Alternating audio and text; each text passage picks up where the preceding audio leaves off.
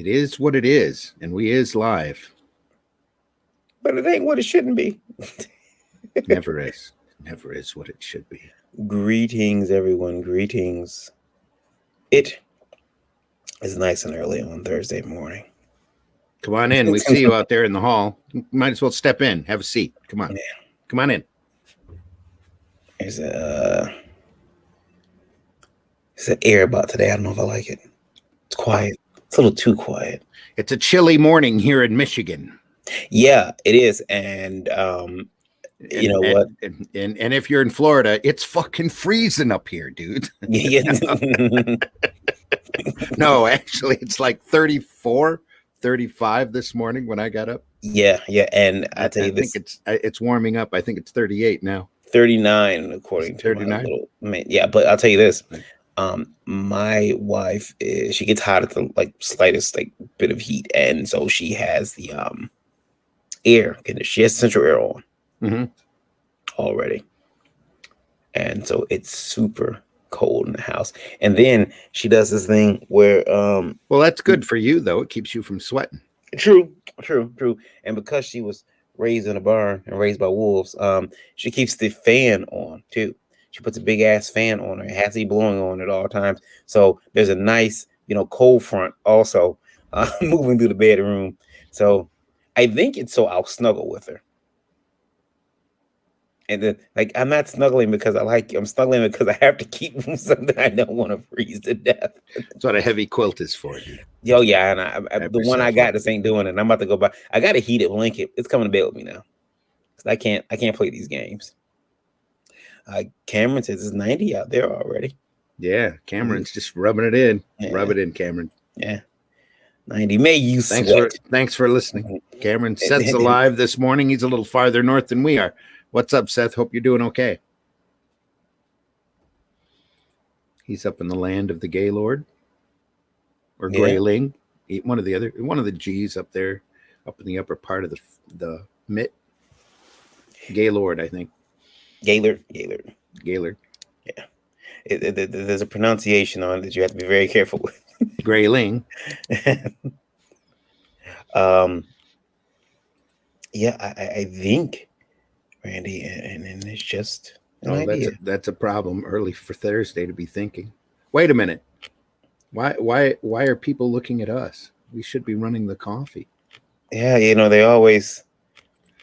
There you go. Well, they want to see our pretty faces too. I mean, it doesn't matter. It's too late now. Yeah. Come on in, everybody. It's time for the Breakfast Buzz. This is April 15th, 2021. Oh, it would have been tax day. They didn't shove it back another month. Yeah. Ding, ding. Well, that's okay. I take all the time I can to pay those things. Yeah. Especially when you have to pay. So, we have people in the green room. We have special guests coming in. We need to stop chattering and probably start this thing. You ready? Yeah. Let's play our intro. Let's go. Find that ripcord here. Where is it?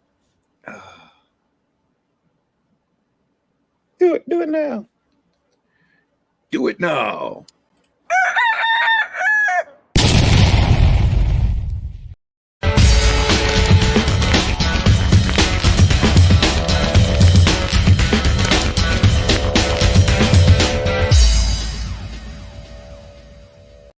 Everything's perfectly all right now. We're fine. We're all fine here now. Thank you. How are you? How are you? I'm hanging in there, man. Hanging in there. All right. Go ahead and introduce yourself. I am Varian. I'll do it first. Me. I'm Varian Grant. I've been making comics since 2008. I'm the founder of Indie Vote Media LLC, and this is the Indie Vote Breakfast Buzz. That's all I got. It's Thursday. It's morning.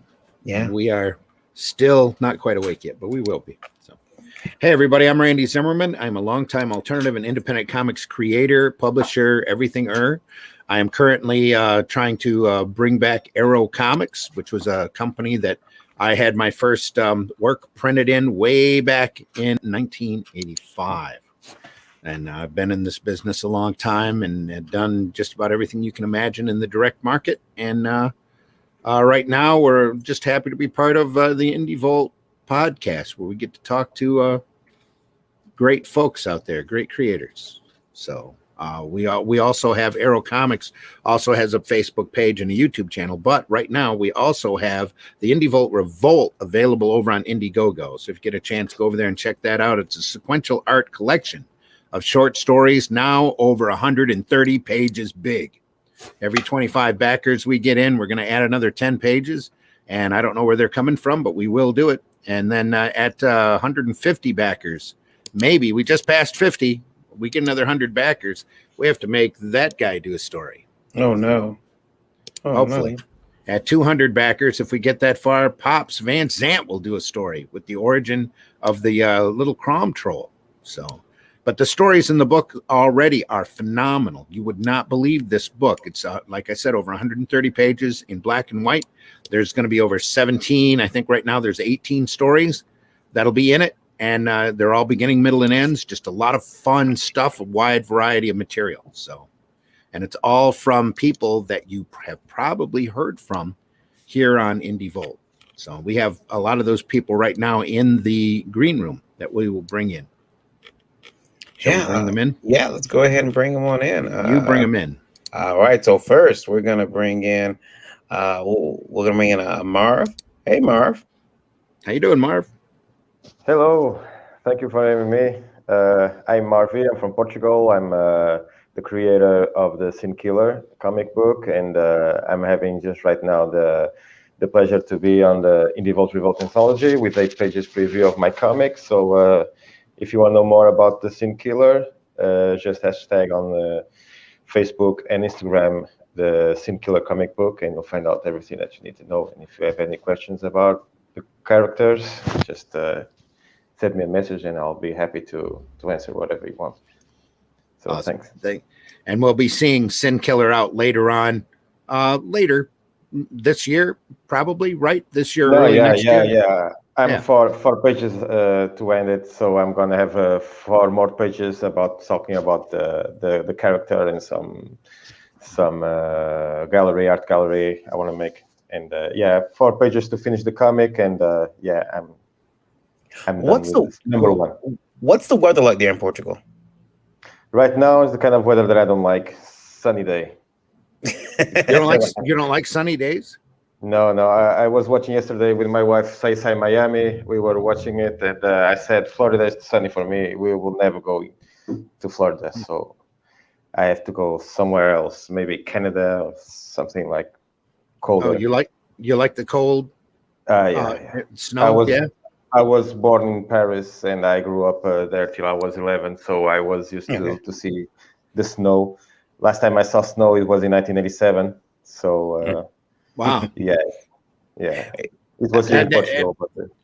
And see, here we have a rough time wrapping our heads around anybody that would remotely want to see snow. Yeah. Somebody who got away from the snow is our next guest. Bringing her in right now. Our guest of honor tonight, this morning. Special guest. Yeah. Special guest. Cara, you haven't seen snow in years. Oh, there's snow. Oh, you guys post it all the time. I turn on my computer and it's like, oh look, you guys have snow. That's what that stuff is, isn't it? So pretty. It is beautiful watching it from my screen at your house. Yeah, we get hit with that. It's always good until you have to shovel it. Yeah. Or drive in it, unless you like, driving sideways. I was gonna say, is it really driving or is it more like sliding? Like sledding with your car? Yes, sometimes. Yes. I remember my first time driving on snow. I got my license, and 3 days later it snowed.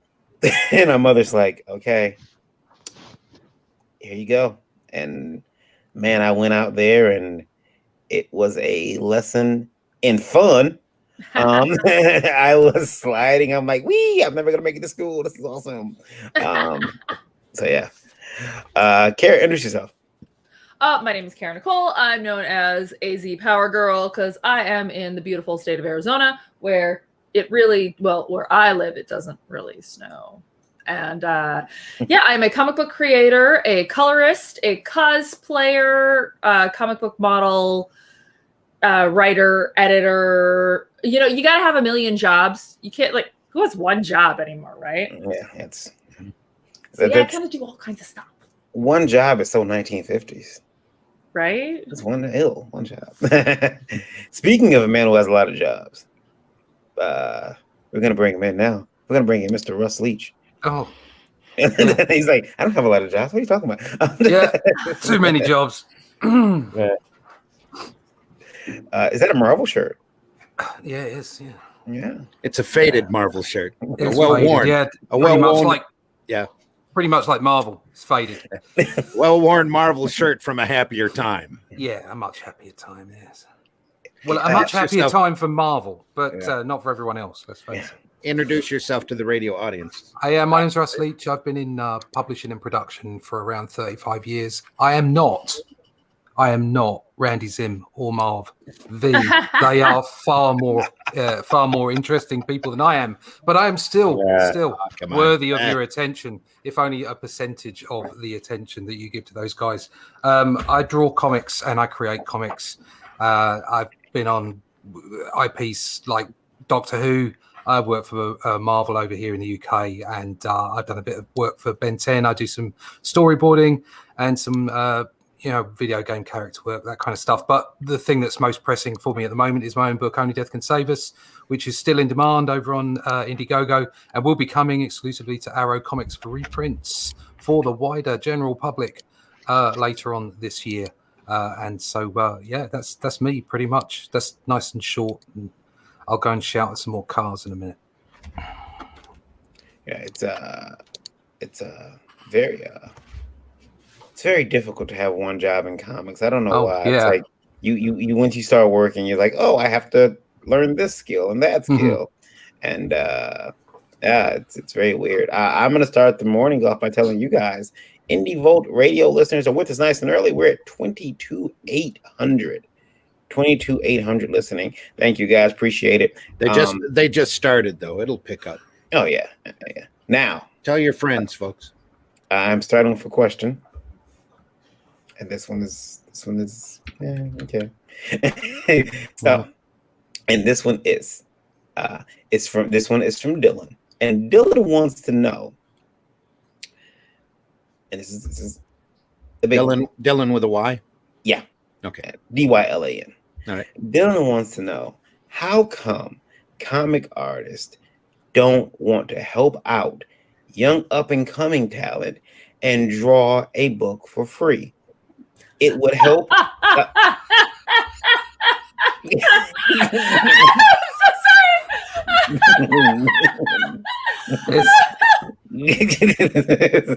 It's my wallet. Take it. Take my wallet.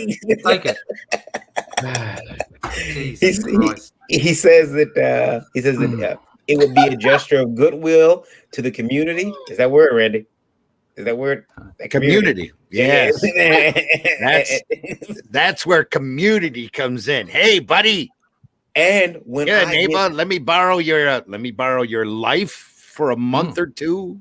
Yeah, why not? Yeah. Nobody needs to feed their kids. That's okay. Just draw my comic. You don't You'll need feel money. better at the end of it. You need exposure. It will grow your soul. exposure, It's yeah. good for your karma. It goes on to say, when I I get heard that a big, couple of times. I will remember you and take you with me. Well, the thing is that if you're already there, then you don't need anybody to take you with them. I don't. It used to be the case that comic book artists could go and work with other comic book artists and they would get mentored. Okay. That world does not exist anymore. It just doesn't. That said, there's absolutely no reason why you shouldn't help people along the way. You can, if people come to you for advice, you can give to them pieces of information, techniques, skill sets, and it's a free swap of information. You know, martial arts teaches me all the time that, you know, when the white belt turns up, you have to watch yourself because they know nothing and they're just flailing their arms. But occasionally you learn something, you know, and it's always a free backwards and forwards of information. So as people in any industry, especially creative industries, and let's leave the word community aside for now, it's an industry. But a creative industry should see that free flow of information to people who are coming up behind the current set of professionals or people that are earning their wage as a creative. And it's a good thing to, let that information out to other people in that free flow. Not too much, because obviously, capitalism and all the rest of it, I want to keep my edge. But there's no reason why you can't give over free advice, and be generally very professional and pleasant to people. That doesn't mean that you have to give them a portion of your life while you don't get paid to make sure that they can get their rung on the ladder. Because as much as I like to help people, I don't want to be kicked on the arse on the way down because I kicked someone up the arse on the way up, karma's a bitch. But at the same time, you still have to be a professional, and you still got to, have your edge, and you got to do your thing. And as much as we all want to help those people, at the same time, we've got a job to do. So be professional, be pleasant. Sure. I'd like to go into this. So the thing is like Russ was talking about, you can help people, but there's more to it. Let's say you did find an artist that was going to do this for free. Do you have the skills to properly write up a script to put out your I'm losing my words. It's very early here. I'm still in my pajamas. Can you lay out a book? Do you know how to describe panels properly? How you want your angles? Do you know how to format a page to make sure that it flows properly? Because you need to put all of that in the script. So it's very likely that if someone were to say, you know what, I'm going to give you this chance, that you're not going to be able to even put out the product that you think you have, because you don't have the skills to do it yet. You need to start from the bottom. And going into what Varian said, you do all of the things, and it's good for you to know how to do all of these things, because if you don't, you're going to come into it with the mindset of a fan and not understand the intricacies of the formatting of the book, of the business. People think lettering is just drawing a circle with a tail and writing. No, lettering is an art form in itself. I can do it. I choose not to, because I can't do it as well as the professional that it is their business, it is their art form, and I want to put out a superior product. So you should know how to do every single bit of your comic book. You should know how to run a business. You should know how to package it properly so it doesn't get destroyed. You should know how to ship it. You should know how to answer emails. You should know how to letter. I can't draw, but I know enough about art and about comic books that I can properly diagnose the page and know what it's supposed to look like and do all of those things. I can color, I can flat, I can do layouts, I can do all of these things, and that's what you need to do. And I get people coming to me saying, I have an idea and it's worth $1 million. It's not worth shit if you can't put that idea out there. So they not only want an artist, they want a writer, they want a colorist, they want an editor, they want an inker, they don't have any of these funds, even the ability to gain funds. So let's say you did get a book. What the hell are you going to do with it if you don't know how to put it into a proper PDF and sell it digitally? And then digitals aren't worth as much as an actual printed copy. So if you don't have money to print it, where are you going to get that? You want the printer to donate his time for free and his ink for free, and then the paper guy. There are so many facets of these things. I mean, I put out my first book on my own dime in 2012. My first cosplay book and my first comic book. And those are the things that you do when you're starting. Maybe you don't start with a huge book. You start with an ash can that you literally take down to Office Max and print out and sell for $1.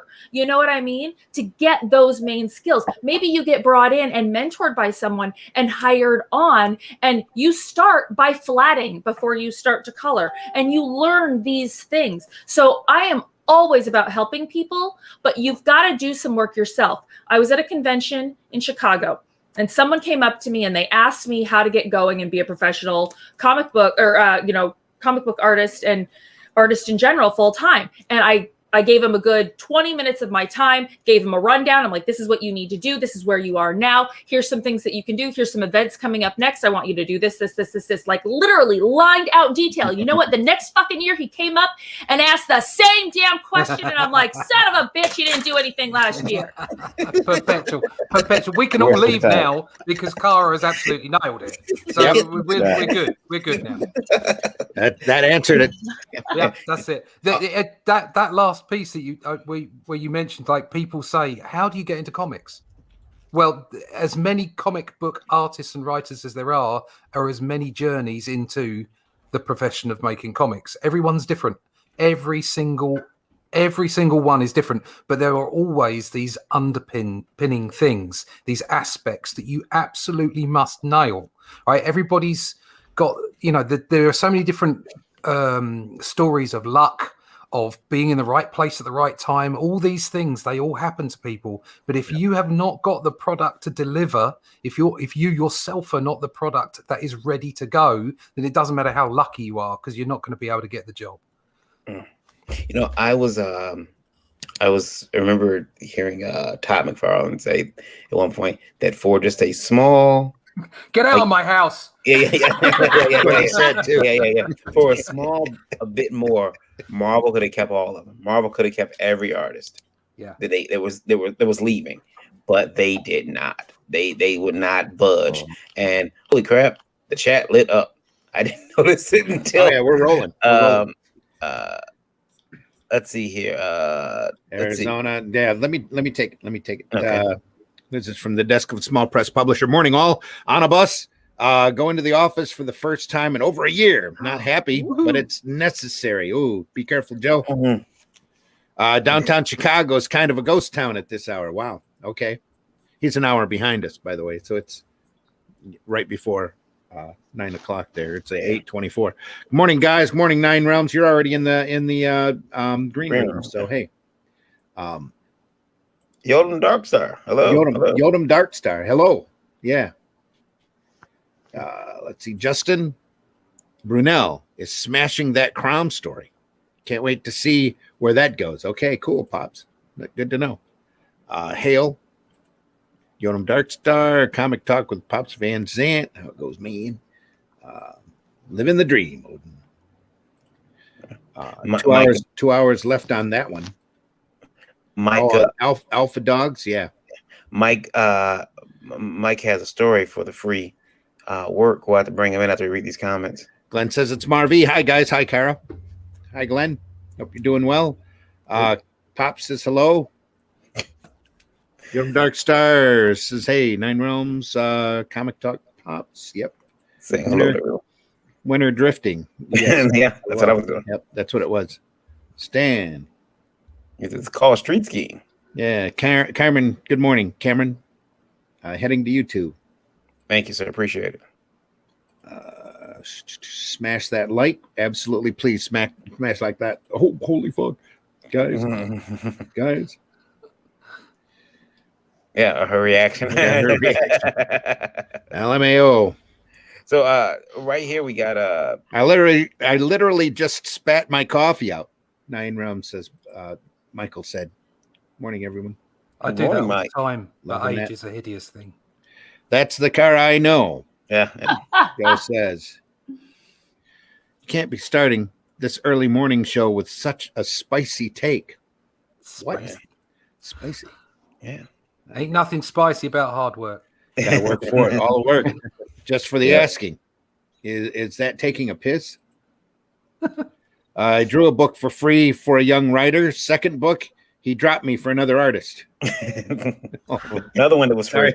Luke, thanks for listening. Yeah. My free advice is to get on with it. Make your own luck. Yep. Very true, Glenn. Nothing like hard work. Good morning, Indie Volders. Good morning, Genuine. Hope you're doing well. Ooh, Seth's long-winded here. Here we go. If it's a property you're really interested in, it really is up to your. It's really up your alley, and you got the time, and you're not out anything. Then yeah, do it for free. I've done work free work before, but the comic creator groups on Facebook are full of people wanting free work with that exposure pay. And their ideas are usually all over the place. It's one of those things that is case by case and personal choice. Yeah, working for exposure doesn't pay your bills. Gets you in prison, though. You can die of exposure. Hail. Treat it like your baby. Hey, the ninja, hope you're doing okay. Holy shit. I'm sorry. Holy shit. What? I'll be right back. Holy shit. I started paying the new art. He started paying the new artists. When I asked him about it, he just didn't value my free work. I was new to the industry. I'm old grump now. Well, not that old. Yeah, they made mistakes too when I started to do illustrations. So I worked for free for a while, and then when I got another artist, that happened. I've more than done my share of that kind of work, but you try not to. That's the idea, or you look at it to see exactly where that exposure is going, or like what Cara said, if somebody's asking you for free work, they might not appreciate the job that you're doing, or the job that they're asking you to do for free. So, Pop says Cara stole Randy's soapbox, and he's loving it. Yep. I think also from the creator's perspective, great from the ninja. You have to have two things. You need to be confident enough and hardworking enough to create your abilities, to create your skill set. But at the same time, you have to be realistic about where you sit in the hierarchy of whether you're a marketable asset. Not everybody that wants to draw comics is going to bring the appropriate set of skills or talent to mean that people want to pay them to make comics. And unfortunately, we're living in the X Factor generation where because mum and your mate down the pub say that you're really, really good, it means, well, everybody must think you're really good. You've really got to take criticism well and have give yourself as objective an eye as possible about your own work before you start demanding your place. I don't want free work. I want to pay you for your work, because if you're giving it to me for free, then I can guarantee you when you have a bill that needs to be paid, you're not working on my project. You're out working on something that's paying your bill. You're, when you're tired, I just don't feel like it, those kind of things. But if I'm paying you, you're going to feel like it a lot more often. Professionals, especially those from another age of comics, didn't have that luxury. No, it wasn't I'm going to get up this morning and feel like creating art. No, it's an industry. Get the job done. Part of the drive of me growing up and wanting to be a comic book artist was not just being a comic book artist, but knowing that there were people out there that would pay for my skills. That it was all part of the process. So it was the attraction of being a comic book artist was also the industry. It wasn't just the creative aspect. Yeah, very true. And now I don't know about your countries, but in my country, if you just go back down to bare bones, you're just a guy, you just wrote a thing. If you are new to this and you want to do this, you want to pay those creators. Why? Because now you're going to deduct all of that payment on your taxes. So if you're in a higher tax bracket, this could actually lower you into a different tax bracket. And depending on what state you're in, you have X amount of years to make a profit. You can take losses. In my state, it's 5 years. In other states, it's 10 years, sometimes even more, that you can take a loss on your new business now.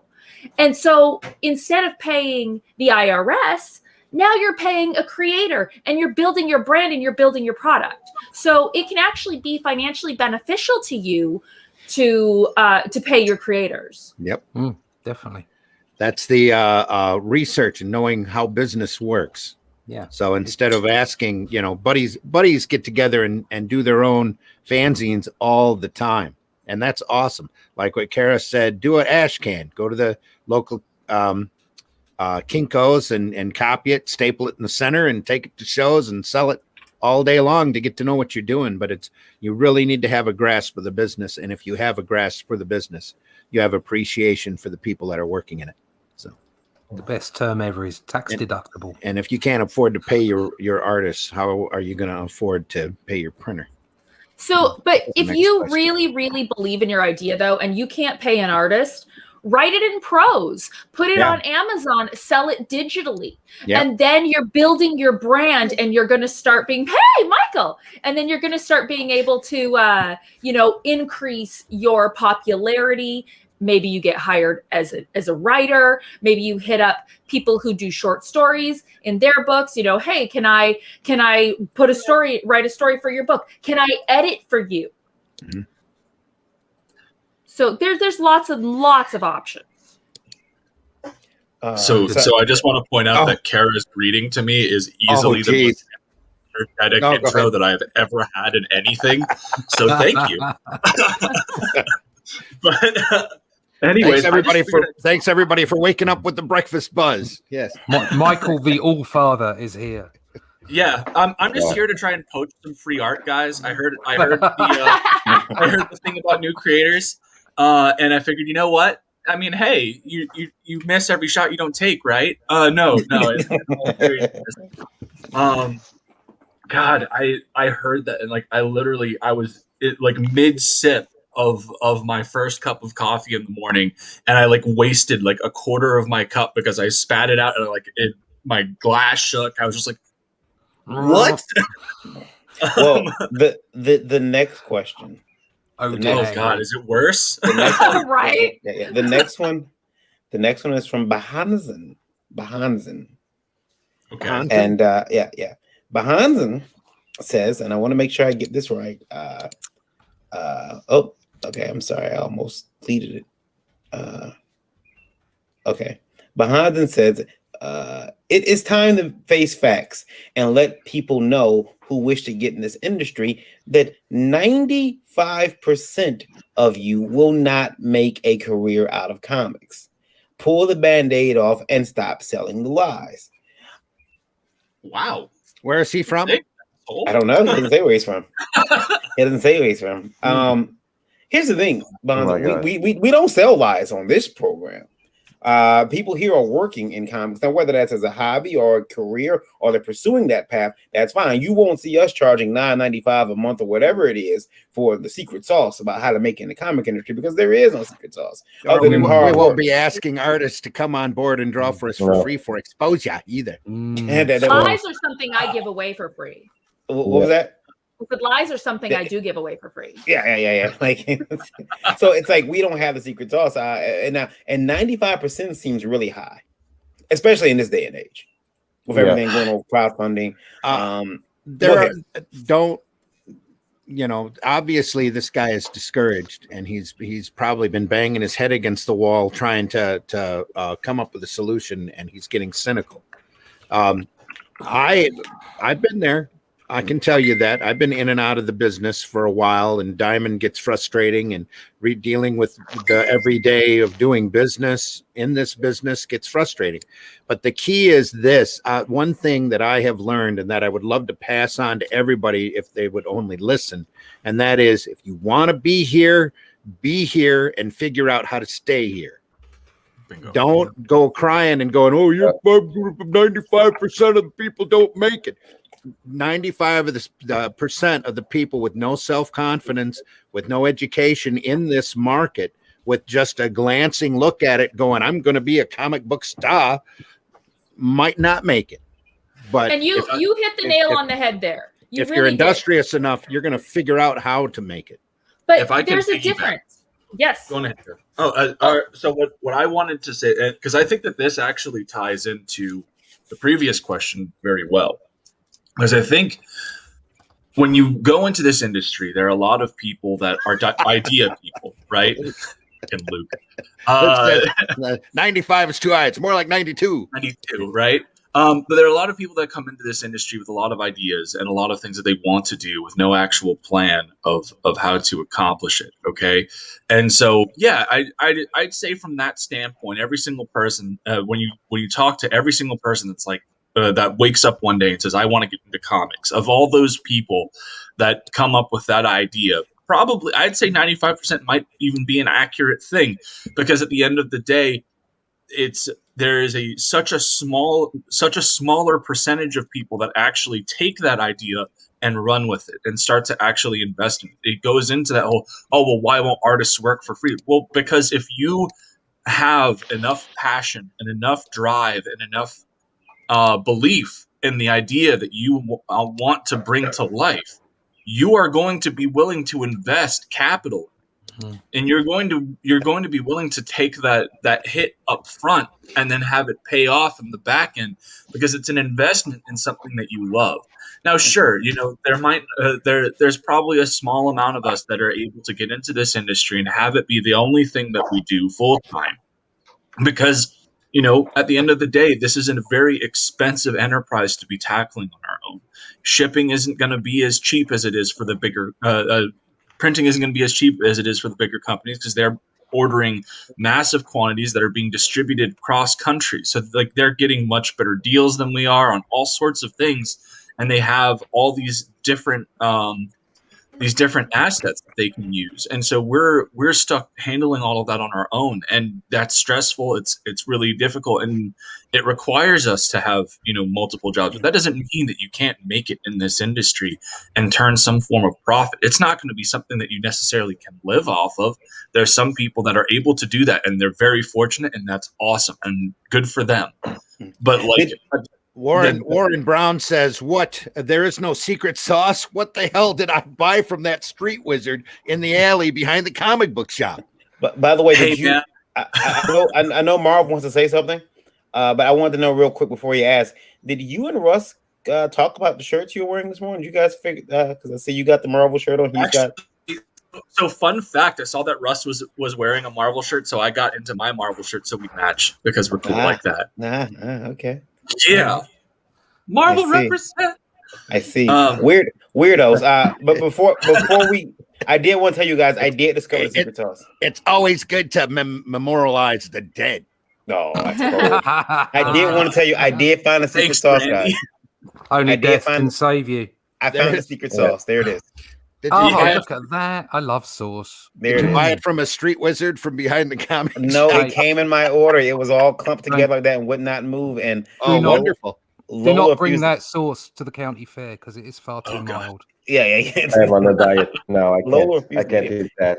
Yeah, Marv, what were you about to say? I seen you had your hand up. You want to weigh in on that? Yeah, I've been trying to find my way for 22 years now. So I've tried illustration. I was a painter. I did exhibitions, some big ones and small ones. Whatever I did in illustration, I've done it. I worked for free. I banged my head to the wall a bunch of times, and I'm still hanging there. I'm trying to find my way. I think in comics, I'll have a future. I don't know, but I'm not a quitter, and I'm not always trying to blaming somebody for my mistakes or whatever. I just keep on going, and that's what I'm doing. I'm creating the Zimm Killer now, and I think I'm doing.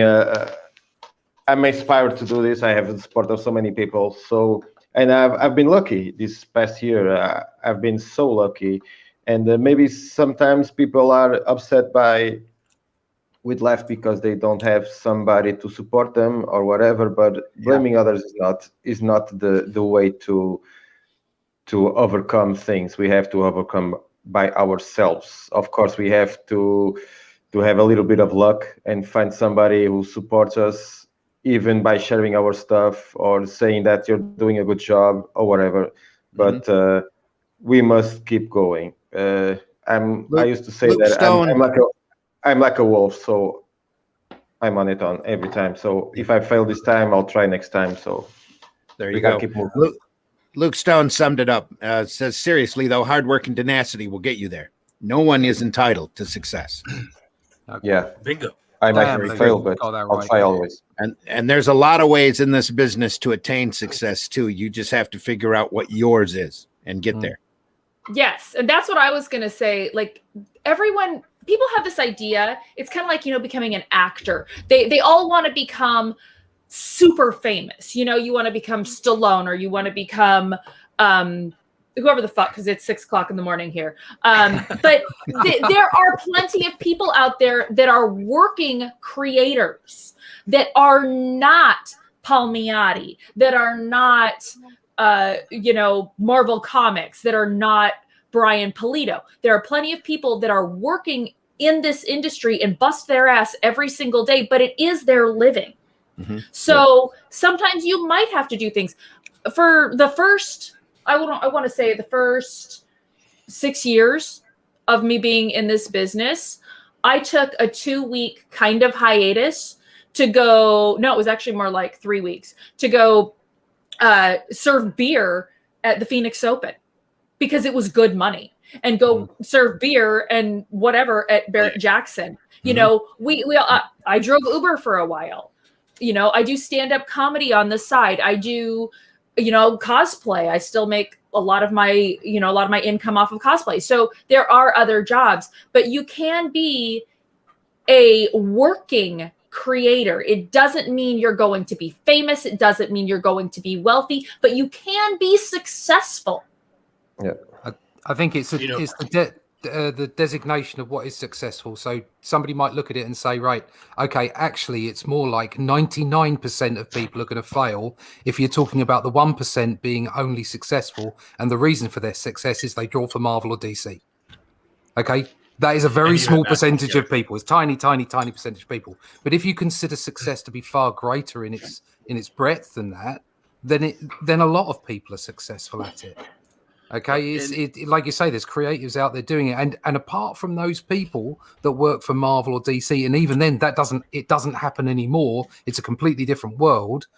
Every creative has to go out and get other work, whether it's design work, whether it's print work, management. I taught art class, I taught karate class.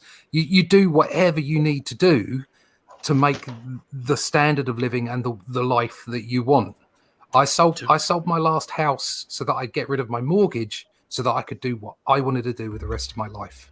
You just have to make the decisions. Make your decisions. Do you want a big house and an iPad, or do you want to draw comics? To piggyback off of what Russ was saying, probably one of the best pieces of advice that could be given was actually given by industry pro. Sean Gordon Murphy had a whole thing where people were asking him about, I don't even think it was people asking him. He'd put up like his tips for people trying to get into the industry, and the top thing was never just rely on this as your only. You don't know what you're going to have as far as work is concerned. You don't know when you're going to have your next big gig, and there's no guarantee of any of that. Never just rely on this as your only income. Go do other work, for me, I do the way that I do it is, I work armed security as my job, because it's super low maintenance. It allows me to continue to work on so I'm effectively doing my comic work while I'm at real work. Sorry. No, you're all good. You're fine. But so that way I have something that allows me to pay the bills and keep food in my family's mouth, and keep a roof over my head. And then I have comics, which is kind of what I do as a sense of fulfillment. And as my brand grows, hopefully that comes to a point where I can shift where that's more my full-time focus and what have you. And I can do the other stuff as more of a part-time thing and just use it to kind of pad my income. But for right now, I've only been in the industry for around a year. And it is difficult because, you're making these books is stressful enough. And then you have life I've talked to a few people on the panel about this, but during my second book, Elysian Fields Pyramid Gambit, things got really tough for me in my personal life, and I almost shut down and I almost quit comics because it was really hard. I was going through my divorce was getting a little bit more than a little bit more dicey than I had initially foreseen, and there are a lot of problems going on that end. And then on top of that, the campaign that I was having wasn't performing as strongly as I had hoped. And there were a whole bunch of things that were playing into like my mental state at the time, and there were people that were involved with my campaign who I won't name, but they didn't fulfill on their promises and what I had brought them on to help out with. And so I just kind of felt alone, and I almost dropped out. And it took a few people on this panel here reaching out to me and talking to me because they noticed I hadn't been around, and being like, "Hey man, are you okay?" And me getting a chance to talk with them, and they're like, "Hey, these things happen. Just take a breath, step back for a second, and then regroup." And then, now I'm back in it, and the Embrace, my current campaign, broke 8K 2 days ago, and we still have 16 days left. Right. The campaign, we're on track to hit 10,000, which is a huge milestone for us. It'll hopefully be our first campaign where we hit the 5-figure mark, and that's huge, and that's awesome. Like this whole experience has completely reinvigorated me, and it's one of those things where Randy said it earlier. If you want to get into this industry and stay in it, you have to be creative. You have to be clever. Mike, 1 second. I don't mean to cut you off, but I did want to say something. There's some news breaking right now, and there's some big news breaking right now. What happened? In our comic industry. Damn it! I was hoping for aliens. No, sorry. That was supposed to happen back in December, and it never did. Or a massive hand in the sky. Area 51 charge was a letdown, and we're being kind of taken to task a little bit behind the scenes for having something. I want to know who even remotely suggests that. That's they ought to be embarrassed. Let me tell you something. We do not. What someone has done recently versus what they did when they were on our show. Even though I loathe what they did, what they did is reprehensible, and they should be shot. Yes. They should be hung up. I mean, get the rope, lynch them, them. Kill Wait, what happened? A comic creator has been found with several. Well, see, and you don't know yet because you can't trust what pops out in the news, especially the first couple of reports. Sure, but and I've seen this happen before. Yeah, they want us to take down, and it be a misunderstanding. They want us to take down the content that this person has been. One of the creators, we can say that, right? One of our creators has been that we had on the show. Mm-hmm. Not very well. I think we had him on once. Not really associated with Indie Volt, but he's been on here and has shown his campaign has been busted for child pornography. Oh shit! There's our pops. Takes a breath when he comes in. It's crazy. Now the thing is, when he was here, he was promoting his crowdfunding campaign. He was a good guest. I mean, there was no hints of any impropriety that I remember from it on when he was on that. And we don't know, quite frankly, we don't know the facts of this case to start with, other than the fact of what he's been arrested for. Yeah. Look, man, that's how it always goes. I don't think he's even been arraigned yet, has he? I'm looking at the article on Channel 2 now. He's and yes, what he did, if he's caught with what he was caught with, is irreprehensible. Yes. Yeah. But now Varian's getting calls to take the episode down that he was in. And let me tell you why that's hard to do. It's hard to do because when you do that, you can't. You have to like take out other segments of the video, so it's not really easy to go in there and remove stuff like that. And there were other guests on that show. Yeah, it gets really hard. So like if I remove his segment, then I have to take out someone else speaking or other parts, and it gets really hard to do that. So I'm sorry, it's just really hard for us to do that. I would rather, if he was the only guest, I'd take the video down. Honestly, I would.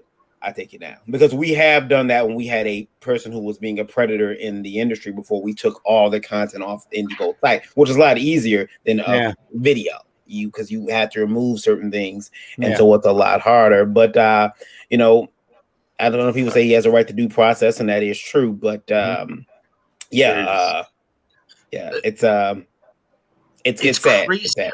Why don't you try reaching out to the people that were on that show and ask them if they'd mind the show being taken down? I could do that. And invite them to come back. Yeah, and invite them to come back. Record a new episode. That way, you keep everybody happy. Well, I think, I don't know if that was it, Varian. How long Say ago was it? How long was it? Probably 6 to 8 months ago, at least. Blimey, it's a long time ago. So, like those campaigns, that's what I'm saying. Even live. But see, the problem here isn't the fact that what they did was irreprehensible, or that. I think the big problem here is Varian's now getting calls from people who are asking him to censor his program. I think that they can run his program, and that's a can of worms that nobody wants to start. No, 100%. I think putting a note in the comments section on YouTube and letting folks know that this interview was done before anything came up with any type of allegations. That's one thing, so that the viewers can know. But every episode in the archive is a time capsule to that time. You guys always use your disclaimer anyway, man. This is It's slightly different. Slightly different. You never know how things are going to come back to you. Yeah, because people will judge you. So, one of my artists that I had hired for issue 2 of my book, she had drawn, and it was a great piece, but the face she used was of a character, Sabrina the Teenage Witch, in the TV show. Now, technically, I'm sure she's 18. And I'm like, no, I am not putting this out there. You're redoing it, because I don't even want the thought that this is a minor. Right. Bingo. No, I think that's a smart play. Actually, I think his book had somebody in it that was pretty freaking young, and then this comes out on top of it. So I mean, dude's a scumbag. We know that. You know, I mean, like Randy said, put a note in it, or whatever, and you know, I mean, you guys aren't responsible for who he was or who he is. And we've had more than one guest on here, even more than a guest, that have gone out and done irreprehensible crap since they were on the program. And that's the whole thing, is you can never tell. Like, there was at the first security site that I worked at, there was a supervisor that was like the nicest dude. Like he came by, he checked in on everybody, made sure that they were okay, would even like bring us water. Every now and again, he would order food for everybody. Really just solid dude, by all counts and purposes. Within 2.5 months of me working there, a warrant got put out for his arrest because him and his wife were running a human trafficking ring. In Alexandria. You never know, people. You never know. No, you don't. Like at the end of the day, there's a big thing in security where you they're the first 2 lessons that you get when you're going into training, is that, you know, being secure, the presence of security is an 80% deterrent of most incidents. But if a bad person wants to do a bad thing, they are going to find a way to do it. Yes. And the best way for them to accomplish bad things is to appear like a wolf in sheep's clothing. It's pretty basic, you guys. People who deserve to be canceled usually do something to cancel themselves. Yes. 6 months ago, nobody knew this guy was who he is. Yes. Today, everybody heard the story, and you better this and that and that and that. No. Yeah, but the poignant thing is the know fact he's that a piece of crap. If it was something different, if it was drugs, if he killed somebody, but this is Kitty. This is with what this is. But this is the one issue that got me kicked off of Twitter was posting my solution to that particular issue. If IndieVault was not getting the kind of figures it was getting, if it wasn't successful, if it wasn't doing well, no one would say a word. Anything. They're targeting IndieVault for any reason whatsoever, because you guys are making a difference. Because that person still has a channel. Yeah. They still have a channel on YouTube. Yeah. With all their videos. So why if I'd have had that guy on my channel, do you think people would be texting me or messaging me? Because my channel's like 700. You know, I've only got YouTube. You guys have got 80,000 people listening on the radio at times. How many people are listening right now? Yeah, that's why you're a target. 72 72101. Boom! Our number, our numbers just went way up. But I did. Let me We try appreciate each and every one of you, no matter where you're listening to us from. Let me try to put us back on track here a bit for comics. But I just want to say that we will figure out something. We will figure out, because obviously, again, the actions of this person reprehensible. I obviously they won't be on the show. No, never. Yeah. But if he's convicted, he won't be in society either. No. The other thing you can do, there is one other solution you can think of. You could contact the other people that were in the video, and ask them if they mind that you just. Yeah, and that's what Cara had mentioned right before you. And if they don't have a problem with it, and you guys don't have a problem with it, then just ask that thing. And I also want to point out that knee-jerk reactions are no solution. Bingo. You can't just walk up there and go, oh, gotta yank it. This has to be looked at. His circumstances needs to come to light. We need to know what exactly they've done. Then maybe we'll sit down or Varian will sit down, listen to the video, and see if it needs to be pulled.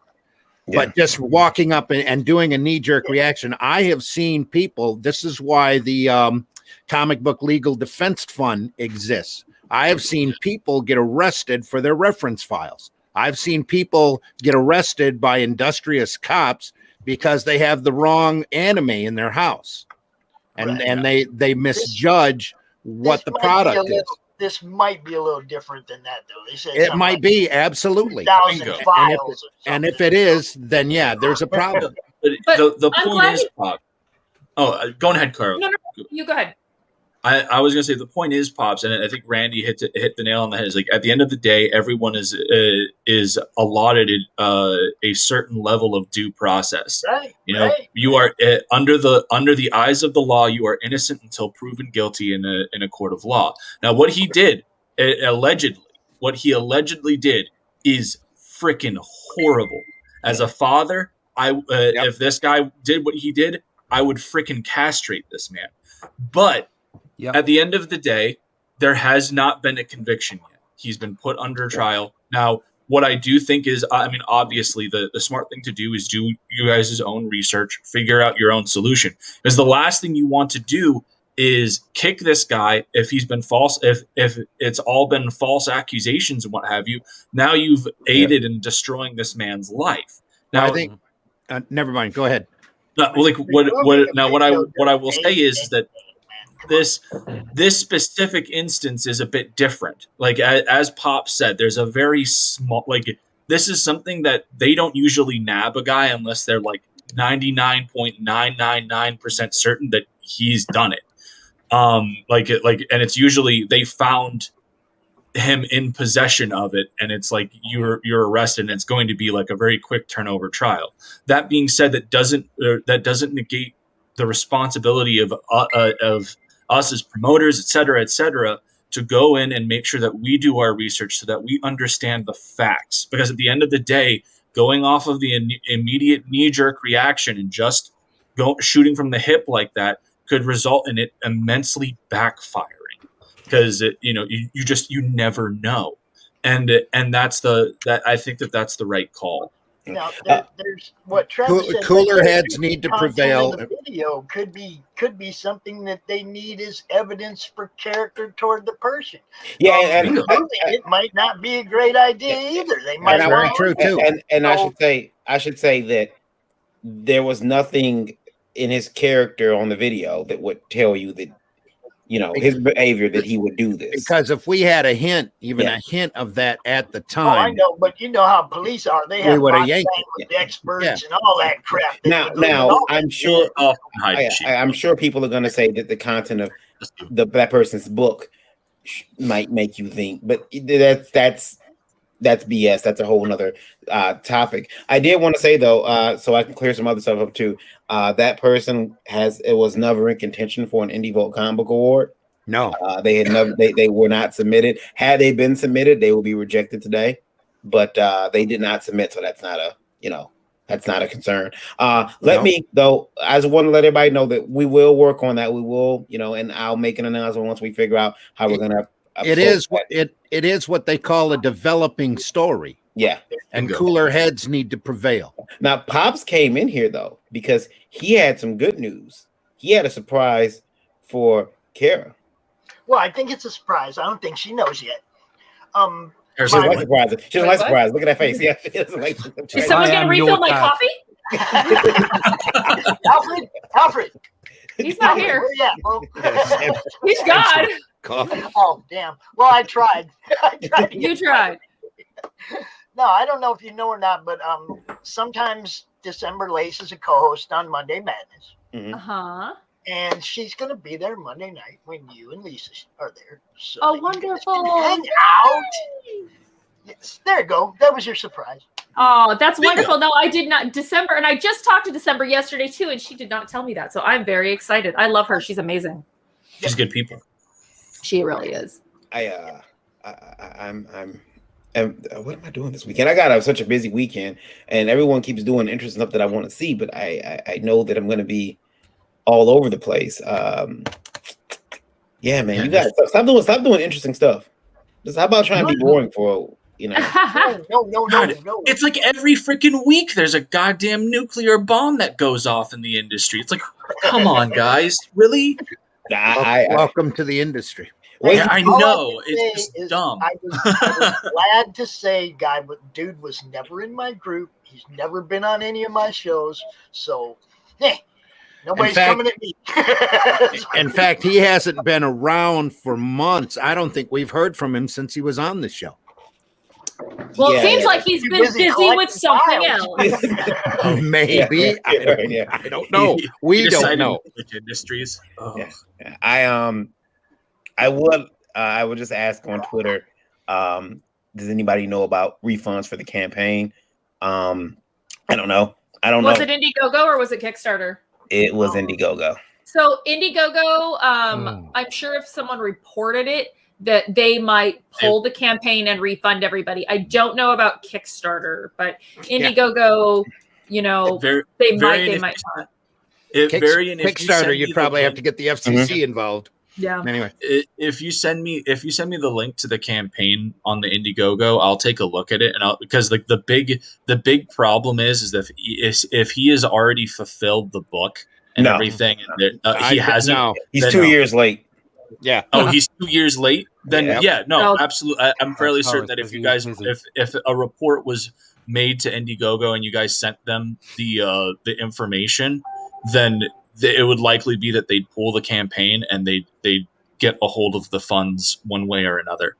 Because that's the whole thing is like I'm not sure how much his campaign made, but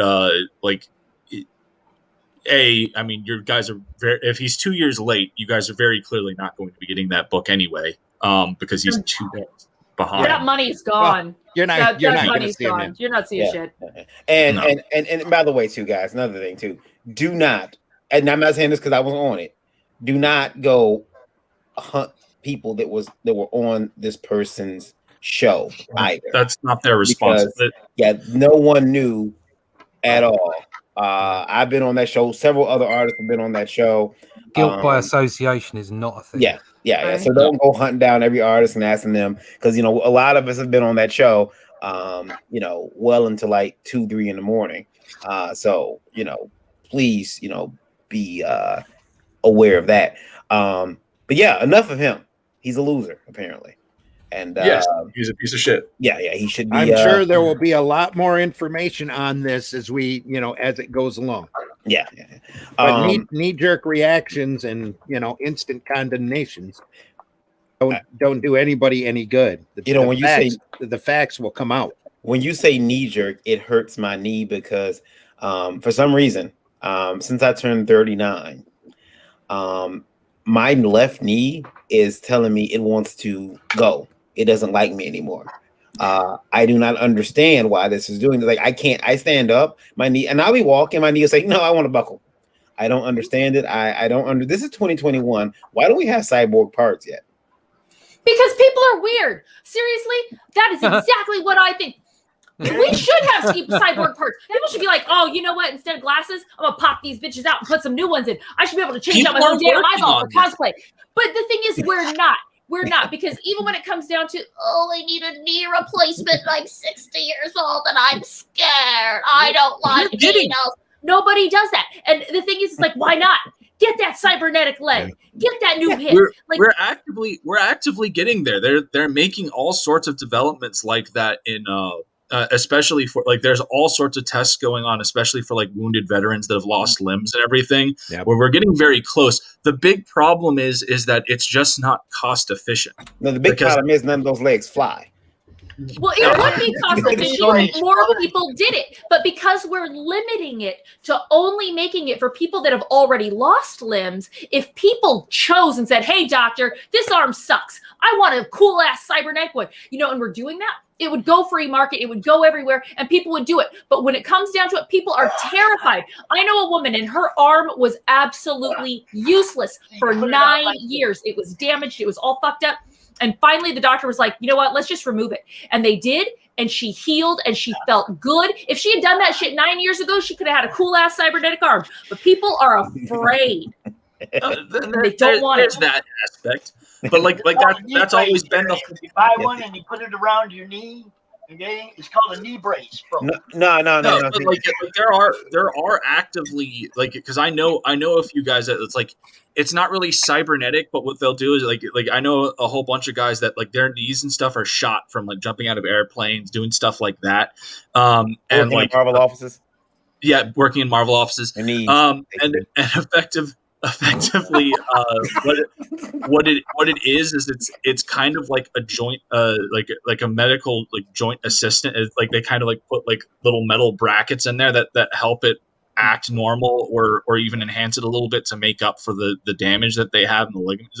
Like there are things that they can do, but like at the end of the day, it's also cost efficiency, and it's also medical science isn't at the point where it's even like remotely as reliable.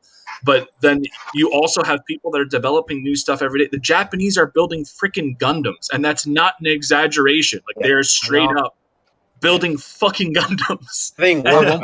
But nobody wants to remove a body part, man. Could you imagine if you had the choice for a Bucky arm and you were afraid to lose your useless crappy arm? Like, really, we could do more if people were willing. People aren't even willing to get a tooth pulled. Like, here, I'll get the pliers. I'll do it right now. Yeah. I want to go to Jennifer's question real quick. Hold on. Jennifer says, hey guys, may I ask from a newbie, how many people do you need following before you try Kickstarter, etc.? And do you often have to come up with the money on your own for your first comic? Thank you in advance. You know what? Having a following is nice, but I mean, you should try to get as much of a following as you possibly can. It makes it easier. Yeah. I think that having you should try to get some money on your own anyway, because you know having that nest egg is always cool. It's a safety net to fall back on. I know a lot of artists who actually print the book first because the book isn't going to change and everything else is for stretch goals. So everything they make from the Kickstarters and Indiegogos are just for stretch goals. You could try that. I think Mike tried to answer a question. He says the first question, it depends on the size of your goal. The second question, not if you plan properly. You can make sure to set aside enough funding for shipping. Yeah, I mean, there's a lot that you can do there, but I'll let the panel take it. We'll start with Marv. Marv, what do you think about that? Yeah, I'm still learning. I don't know what I'm going to do about my comic. So, Marv, you're going to still got the same questions. Yeah, I'm still learning. I still don't know. This is too much for me. This is like I'm looking at a Hydra. You know, there's this problem, then that's problem, and I'm still. Marv, if you have any questions, we're here to help. So, like, please reach out. Thank you. Yeah, thanks. I'm just trying to learn as much as I can, and then try to find out how much I'm allowed to make due to my abilities. So I'm trying to learn as much as I can.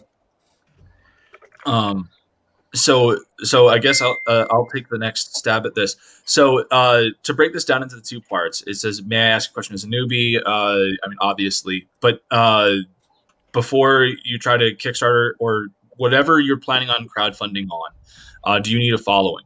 as somebody that my first book I literally shot from the hip, and I didn't even have I didn't even have interior art when I started my campaign. Like I built it straight up from nothing. It is something you can do. It is insanely difficult. And that's the whole thing, is that at the end of the day, like you need you can do anything, so long as you set your mind to it and you're motivated and you're reaching out and you're constantly pushing. But there is a level of I wouldn't say ease, but there is a certain advantage to building up your platform first and then launching, getting a mailing list going, and then once you reach a certain threshold on your mailing list, launching. Like there is that brings a relative, it gets rid of a little bit of the stress, because if you've built up a decent enough following, even if you only get like 20% of your mailing list, and your mailing list has almost 300 people, that's still a sizable amount of backers right off the gate, and then as far as, do you often have to come up with money on your own first comic? Yes. At the end of the day, nobody is going to a lot of people are tired of campaigns that are 2 year overdue.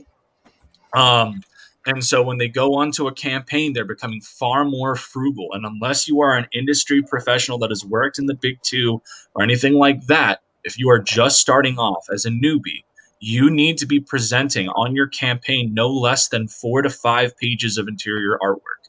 That's like my golden rule. My golden rules for campaigns, based off of my experiences, is do not launch a campaign unless at minimum you have quarter of the interior work done. At minimum. And then do not have less than 5 pages of interior artwork on your campaign. People want to see the book. There are a lot of people that'll put out all these different cool variant covers and no look at the interior art on the book.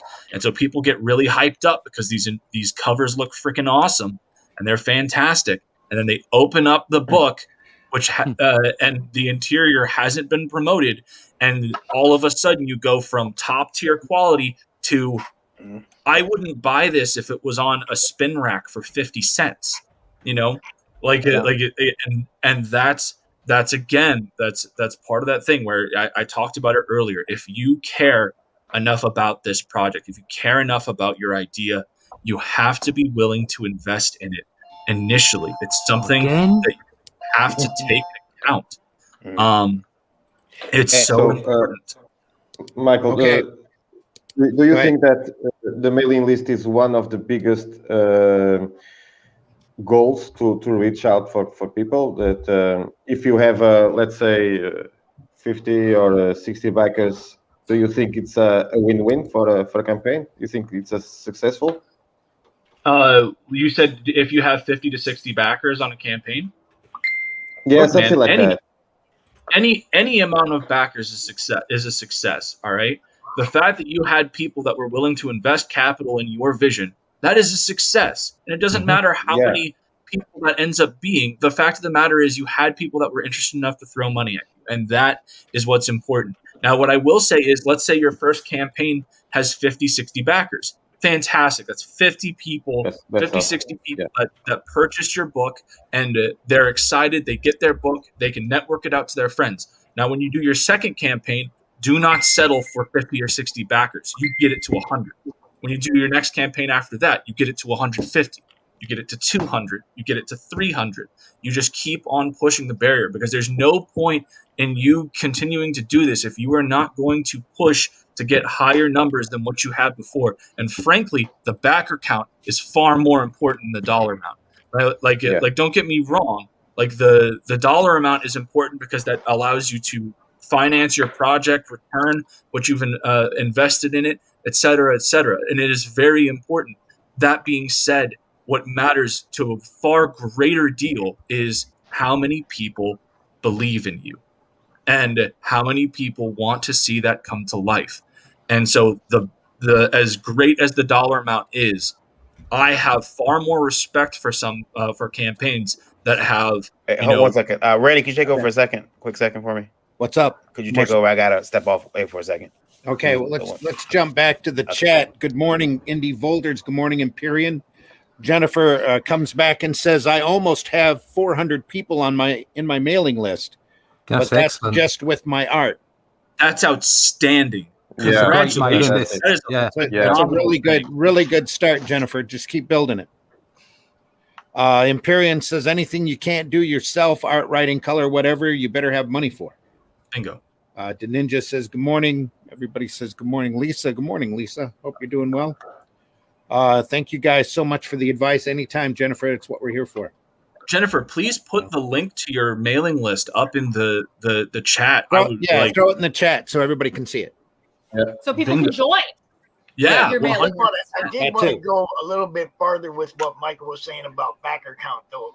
And it's not just this is the amount of people that believe in your book, but once these people have this book in your hand, this is the word of mouth that's going to increase your fan base. Mm-hmm. These are the people that are going to be talking about your book and telling their friends, "Yo, check this out. This is freaking awesome." That happened to me once. Raj Mahan sent me 47 Furious Tales, issue 1. I started talking about it. They sold like 80 copies out of People from the Madness because I was talking about it. Word of mouth is what's going to sell your book. You got to get it in these people's hands. And the more backers you have, the more people that will be talking about your book. And that's really where the next level sales come from, is word of mouth sales. Yep. Absolutely. Yeah, because I saw. Sorry, Michael. No, I was just going to say, as I said before, there are everyone is tired of going in and backing campaigns where these creators don't deliver their damn product. Okay, people are fine with delays so long as you keep them informed. I've just finished fulfilling Pyramid Gambit. We hit a snag with the art side because my artist's drawing table got messed up and he had to get a new one in. So there was a solid month where he wasn't able to complete pages. If you keep people informed, they don't care, so long as you are communicating. But at the end of the day, as Pop said, the moment that they have that book in their hands, you have now set yourself apart from roughly, I'd say, 30 to 40% of campaigns out there where you haven't delivered. Linda's in the other room, Marv. Fulfillment. That's the key. My wife. Fulfillment. Yeah. So you tell her we said hello. It doesn't matter how good your campaign is. You got to get it in the customer's hand at the end of the day. I did my campaign. I think it was September, and everybody was getting theirs it was sent out in January. So that project should have this is exactly why I'm cool with 26 backers. Yeah, I have now just to fulfill and be proud of my product. After that project should have so many more backers than it does. Did someone say campaign? Unique world I'm blown away. It doesn't have the support that. I got the Fire Bitch 2 up here on the screen right now, and now Cara doesn't know anything. Cara doesn't know anything about not having backers. No shit. She's $60,583, 638 backers. There's actually more than that because we did a crowd ox as well, so we're over 70. Sweet, another 10 grand in crowd ox. Let me play this video. Cara, I need to hang out with you more. In here, or is it just me? Hello, Cara Nicole here, cosplaying my character, the super sassy, super sexy Fire Bitch, the comic book heroine of a decade. Quick recap. Created by me and Alfred Trujillo, Fire Bitch is an original comic about a social media diva with some firepower. We write, illustrate, produce, and ship it out. Now I am thrilled to bring you issue 2. The first was an amazing success with over 2,000 books shipped out. Now I am so excited to bring you continuation. Within the pages of this book, you will learn how a sexy, unlikely superhero deals with her new powers and being stranded far from home in the middle of an annihilation. If you missed the first, fear not. We have a couple of ways to help you out in this campaign. With issue 2, I am proud to bring you some of the artists that you already know and love, as well as bring you some new ones you're gonna want to follow. I brought you some of the most alluring artwork, coolest swipes, and firepower you're gonna want to add to your collection. Don't miss out on the jeweled cover, hollow foil options, and black linen covers. And let me tell you, I am bringing it with the cosplay. I wanted to be sure that I bring you the Cara flavor you love. Some of my most exciting cosplay covers and prints will be available in this campaign. I recommend you get them all. You'll want to get your friends in on this and help us achieve some of the most amazing stretch goals. Fan favorites like collector's cards, stickers, and mini prints, plus an exclusive LP by me and Alfred Trivia. Make sure you share the campaign and help us grow. And don't forget to join my Patreon and follow us on social media.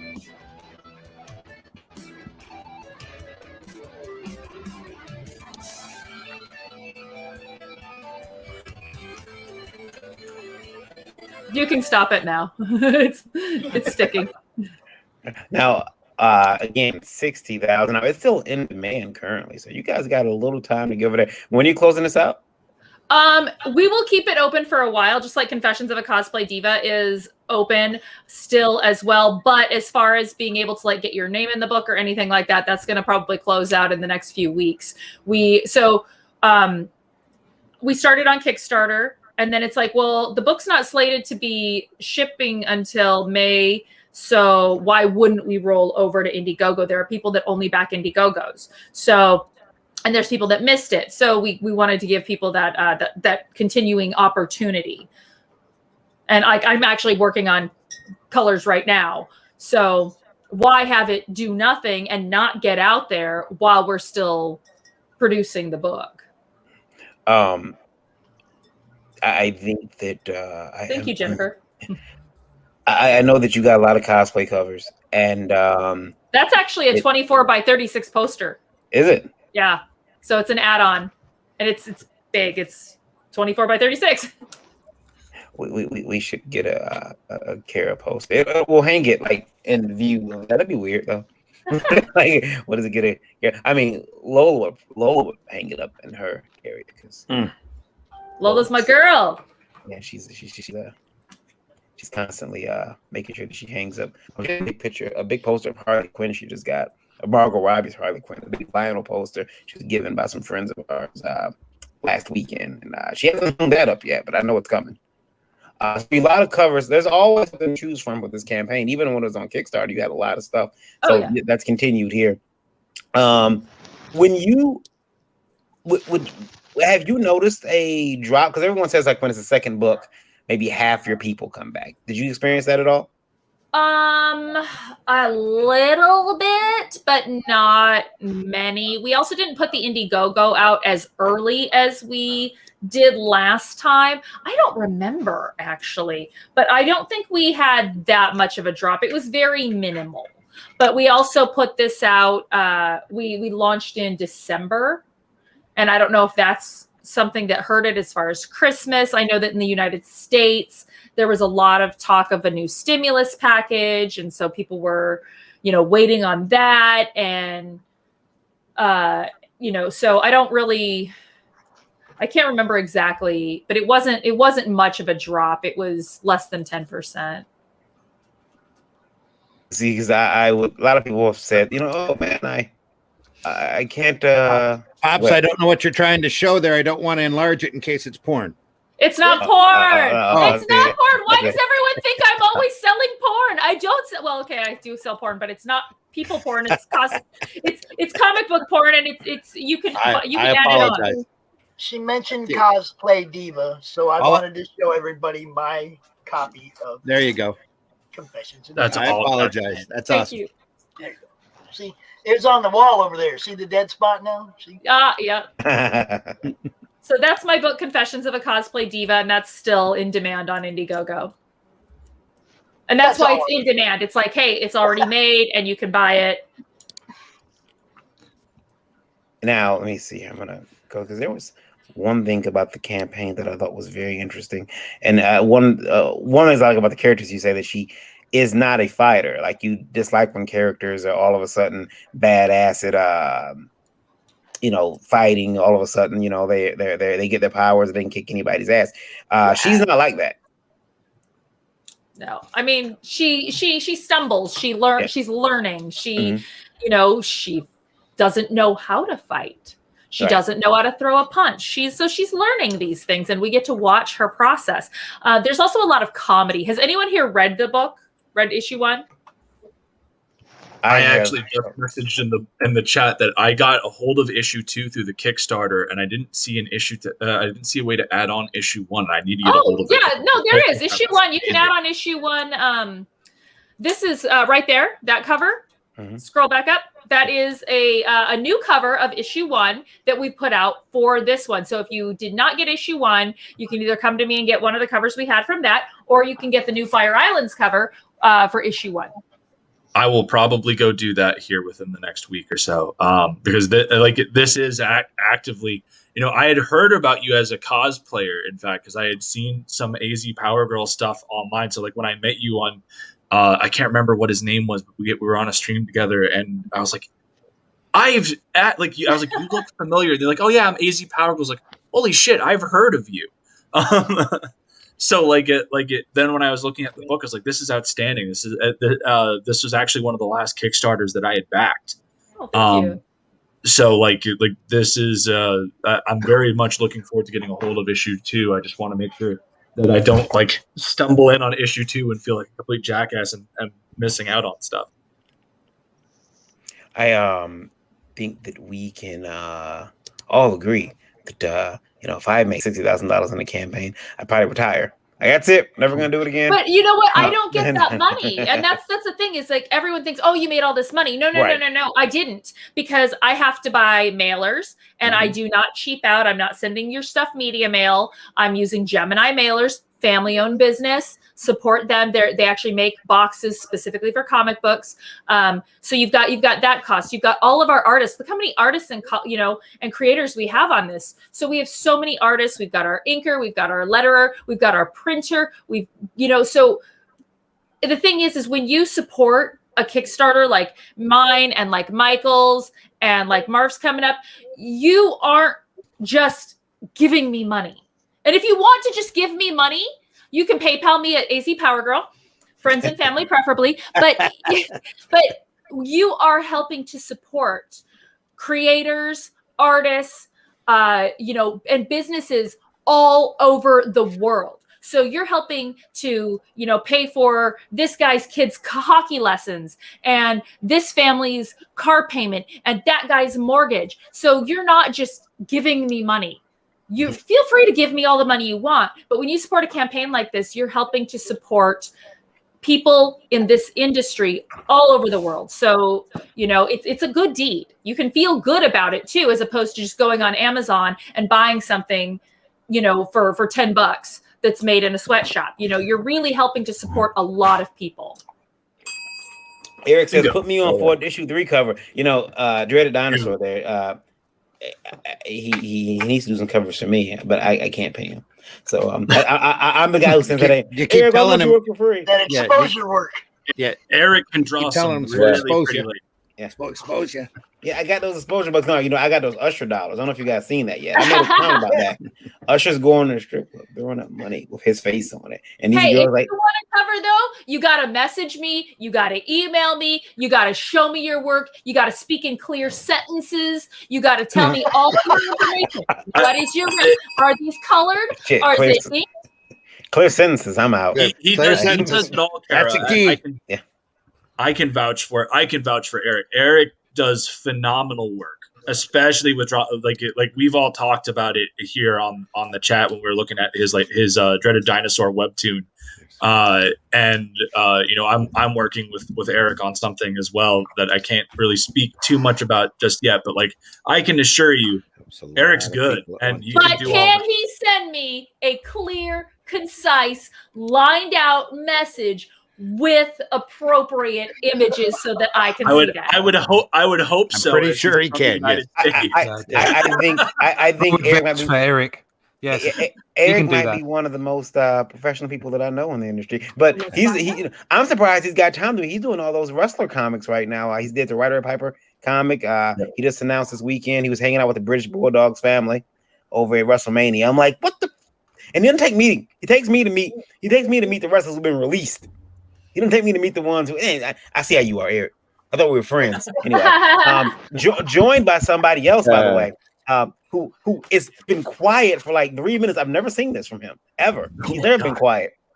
Mr. Anthony Figueroa. Hey, how y'all doing this morning? Hey, he snuck in here and he's been very quiet. Slid in. Yeah, I have not heard him this quiet since ever. Yeah, it's what's going on. You all right? I was just just listening. Just listening, and I was waiting to hear you. Make some inappropriate comments or something like that. I thought maybe you could beat me to it. Apparently, after everything that happened the last couple of days, you're trying to be nice and be on your P's and Q's and everything. Yeah, I got it. Listen, this morning, all the appropriateness is there's nothing for me to do. I can't top what happened this morning. So. What you talking about with Slick Jimmy? Let's not name drop right. Yeah, we don't need. We all know who was being talked about, but let's not give them any extra. I just came on the fucking show. What are y'all talking? See, this is the problem. You bring me on. You're so quiet. You don't say anything. I start talking. Everybody's like, "Wait a minute, now." I didn't want to say his name, but yeah, he is. He took all the inappropriate. Voldemort now. Yeah. Oh yeah. Yes. They are. Apparently, he is very much Voldemort. Yeah, I have zero YouTube etiquette. Were you ever on this show? Were you ever on the show? Voldemort? No. Yeah, you never on Voldemort show. Who? Voldemort? No. Yeah. As long as you were never on his show. No. What the fuck? What does that mean? I come on your show, Varian. Yeah, well, my show is a lot. There's not much of a lower bar. Yeah. My show is pretty bad. You know what I mean? It's pretty bad. It's one step above Voldemort. Hey, I'm only a predator at Krispy Kreme. I'm walking around for the donuts. I'm like, the hot light is on. Here I go. That sounds terrible. That sounds terrible, bro. You shouldn't even say that. Listen, I am, man. You over there fingering donuts and shit. That's terrible. It all started with a donut. Exactly. There's only escalation from here on. How it begins. It started with a donut, then it moved to a pie. It's terrible, bro. Terrible. Me luring people with donuts, just hanging them out. Yeah. Keep your finger out of my pie. Yeah. Ew. Fire Bitch 2, guys. Go check it out on Indiegogo. Give Cara all the money. Buy all the covers. Because she's already said that's the best way to experience the book. Buying all the covers. Every single last one of them. And we have a soundtrack actually with some original music that Alfred and I wrote. And there are some music. You got to play some music. You got to. Yeah, we've got the music videos up, and we put out new music every month. Sometimes it's covers, sometimes it's stuff that we originally wrote. But yeah, we have our music out there as well. I'll play a little bit of this one here. Hold on. Everyone loves that one. Eric says, That's you make a good the donut old Arizona home right there. I love that. That's home. That's home for me. See, I'm up here in the cold. She was talking about that earlier. Hard to get in there.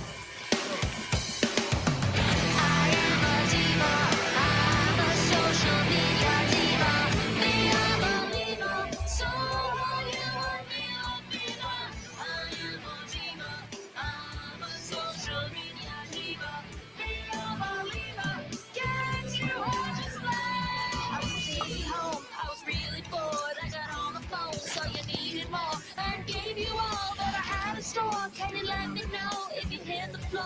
Your eyes are glued, scrolling through your phone, and you see my name. So come on, let me show you this. Doesn't make you motion. It's really cool, but I gotta run.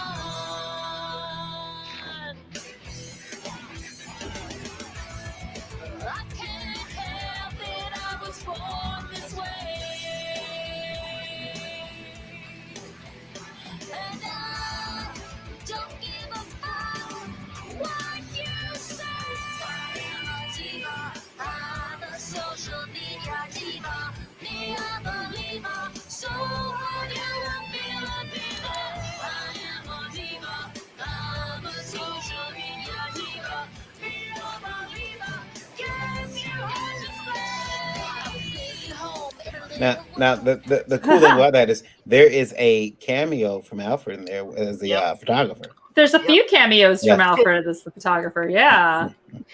How long did it take you to film that video? We filmed it in 2 days. Now, what you guys don't know is that I think that the red what's it called? Virgin Killer dress. The white one you're wearing. Yeah, the Virgin Killer sweater. I think we need to get that in red for Sugar Chris. What do you think? What do you think, Anthony? Absolutely. Oh yeah. Yeah. Red dressed it up. Yeah. I think it's kind of Cara ruined it now. I don't think Chris will be. I don't think Chris is going to be able to wear that dress. Yeah, he ain't gonna be able to pull that off. He ain't gonna be able to pull I'm it just off. throwing that out there. Someone had said, when I was goofing around online, I'm always online, just goofing off and whatnot. And someone says, no rap. And I'm like, hold my beer. Yeah. Because you drop a few bars in here. I drop a few bars in there, yeah. And then we also have an actual professional rapper in there as well. Yeah. And the thing is, look, I know a lot of people who think they can sing and rap, and I've got their CDs. Varian. And I'm one of them. I'm one of them. Yeah. I think I can profession. I didn't know rapping was a profession. Oh yeah. They're right. You didn't know that? Come on, you can get a city in guilds in. 95% of them can't make a living at it though. Yeah. I'm gonna pop a tap in your ass. Right? I'm sorry, I had to slip that in. I would have too. I don't blame you. Yeah. Alfred actually wrote this one. And I was nervous about putting it out because I didn't want people to think, oh my God, Cara put that out. She's such a snob. Can you believe this song she put out? Like, whatever. And the thing is I started calling myself a diva when I was working with a movie producer who tried to abuse me. And when I was like, I'm not putting up with your shit, I'm not going to do this, he threatened to badmouth me to the press. And he did. And he told them that I was difficult to work with and I was a diva. And I'm like, bitch, I'm a diva. I'm a diva now. I'm owning it. I'm taking that. If I'm a diva because I'm not going to let you assault me, abuse me, use me, then yeah, I'm a diva. Me too, Cara. Yeah, right. Divas in the house. Well, I'm a diva too. Well, I would never want to abuse you. I don't want to say that you. Well, I not you, Russ, but Varian has been very inappropriate before, and I've had to basically, Well, that's why he's turn down his advances. Yeah, his why he hasn't been back to New Orleans. Yeah, very inappropriate. Right there. He hasn't been back to New Orleans since. No. But let me tell you something. So. Let me tell you. In my defense, Anthony. Come on now. He was very drunk. I'll give it that. When you walk in, first of all, New Orleans, Anthony. First of all, you walk in. He's got like 8 or 10 police officers that walk in with him. Okay. Now, at first, I thought they're POs. They aren't. That's his security. He won't come to the con unless he has cops with him. Then he has his tables on with cushion flooring. Yeah, you're talking about a diva. It's him. He doesn't take the money. The police are not. The police are there. They're not there, to protect me. They're there to protect you, Varian. he has cushion flooring. They won't let me in there. It's part of an insurance policy. They won't let me in.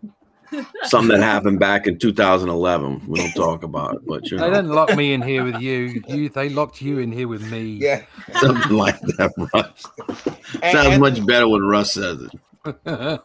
Anthony, how is your shiny box going? My what? Your shiny box. Box ain't shiny no more, boy. I'm put too many miles on it. I'm talking about the Justice City Chronicles box, Anthony. Oh, I'm sorry. I thought you. I'm sorry. I told you. I have no. It's beautiful. It's wonderful. It has no mileage on it, so you can do whatever you want with it. You guys didn't put a video. You guys didn't put a video of the box up, but we didn't. No, there's no video of the box, like how shiny and pretty it is. This is the fucking problem. This is the problem when you work with Mexicans, bro. You know what I mean? And fucking, Marcus is gonna. That's the problem. You know what I'm saying? So, what do you want me to do over here? I do the very best I can with what I got. Well, can you at least give us the Dottie voiceover for the trailer? You have that in you this morning? Son of a bitch. Yeah. Yeah. Are you ready? Sure. All right. Wait a minute. You got to get prepped for this. Hold on a second. God Hold damn on, it. I I'm not wanna a hear- fucking. I wanna I'm not hear just a Dot machine, Cell Fire Varian. God damn it. I want to Fuck. hear Dot Cell Fire Bitch. Oh my goodness. Oh, we can let's do that after this one. Let's see. Y'all motherfuckers gonna make me go back to smoking. Here we go. Wolfpack. Let's Here we go. see. Wolfpack Comics. Hey, it's Dot. We're gonna do a video this morning for all you lovely people out there. In the hall, it's slowed down. I can't. It's lagging on my end, so I'm not gonna be able to do it properly. It's lagging. Very. I see. That's what In it's the doing. halls of the garrison. Look, now he's his chest. I don't know. It just jumped. But anyways, there's from the creative team that brought you God's hand, especially the nice boy Anthony. They look at these. Oh my goodness, it's a statue. Look at those flags blowing. I can't. That's too small. And through war and blood, a new age has been forged. It's taking forever. There's a lot of smoke apparently in Justice City. And there's a guy. Look, there he is. Oh, look, there's other guys. And now one man will rise to take his place in this new age of heroes. Watch, he has a tattoo on his back. It's beautiful. Look, look, it's glowing. Very special. This is his story. He's got friends too. It seems to be going very slow this morning. I don't know why. This is, wait for it, Justice City Chronicles. It's not your mama's, but it's always fresh with Wolfpack Comics. All right. No, Is that your actual slogan? Because it needs to be. He read that in the voice of the pizza guy from Futurama, I think. There's a guy. I know you. There's a whole fucking culture down here with this diner called Dot's Diner, and they run these commercials. And this lady comes on. Like I said, she sounds like she smoked like 1,000 cigarettes in one night. And she talks like this, and she's like, "Hey, welcome to Dot's Diner. We got burgers and salads." And then at the end, she's like, "It's not your mama's, but it's always fresh at Dot's Diner." Here you go. You got to. Now, by Michael, by Pops, actually. Pops Van Zandt asked for this specifically. Here we go. Wait, you got words to this? Well, no, but you can comment. You're supposed to Oh, my God. Here you go. Here we go. Fire bitch. Oh my Lord. The name alone. Oh, she's pretty. That's a beautiful. Look at that. Oh Lord. Look. She's a very pretty girl. Look, that picture's even. Look at that. Beautiful. Fire bitch. I don't like saying bitch, but it's part of the thing. And it's got a flame face. She looks very animated. She seems that she could sing a lot. Look. And there's flames. I guess because she's the fire bitch. No, not at all, sweetie. I think this is beautiful. He's doing the doc. Look how beautiful. Yo, look at this girl. Man, it's lagging again. Varian has very poor internet. Well, I'm impressed with the fire, sweetie. It's beautiful. That's actually one of our original songs. I can't hear the song, sweetie, but the fire is beautiful. The pictures are wonderful as well. I'm convinced the Dottie character is a 60-year-old Jewish mother. It's very possible. Hey, sweetie. Oh, look at that. It's my Lord. The girls in my day, but it's today. It's new. It's the new generations. It's, they show more, but it's fine. I love those glasses. They're just beautiful. Excuse me. I almost said the F word. That's my. I'm really sorry. You almost fucking said the fucking F word. I know. I try not to. I don't trust anyone. My son Anthony, he curses a lot. I try not to, Oh, look at the chibi. Oh yeah, we got stickers, collector's cards. We got an album. We got, all kinds of fun stuff. It's a lot of fire too. There's a lot of fire. Is that but album? It's called Fire, bitch. So this is perfect. That album. That's actually an album, correct? Yes, it's actually an album, and people that joined on Kickstarter are going to get a physical digipack, and then Indiegogo is going to get a good album. I don't know for sure if they're getting the actual physical album. I'm hoping so. It just depends on, logistics souls. Eric says, so now we know what Anthony Chow needs to be about. Anthony, you have to bring that back. Every book you got to be like, what's going to happen with Lore? That's don't ever do that. Don't ever do that again. All I can do is the Ken Kniff voice. And all I do when I do the Ken Kniff voice is I prank call 2 men in a truck. That's all I do. And I'm like, hello, yeah, I'd like to get your services. You bring the 2 men in the truck, right? Okay. Once I get the 2 men, it'll be easy. I just got to move a bed, just a mattress in the back of the truck, please. Oh yeah, it's gonna be great. That's the voice you use. That's right. Dottie and Ken Kniff can meet. It'd be great. Cell phones have ruined prank calling. They have. I know they have. Anthony, for fuck's sake, my side still hurt from yesterday. There's racist Mike in the chat. I forgot about that. There he is. Holy shit, Mike! You still haven't changed your name though, bro. You need to own your racism, bro. You know what I mean? That's the first step to doing something about it, is admitting it. You know what I mean? That's the first step. I don't know if you know that, Anthony. Dottie called me. She's really upset about racist Mike. Dude, that's terrible. Yeah. You got to move. Look, embrace your racism, and then you can move past being racist Mike into being crabby Mike, or what is it? BBH Mike. Hashtag BBH Mike.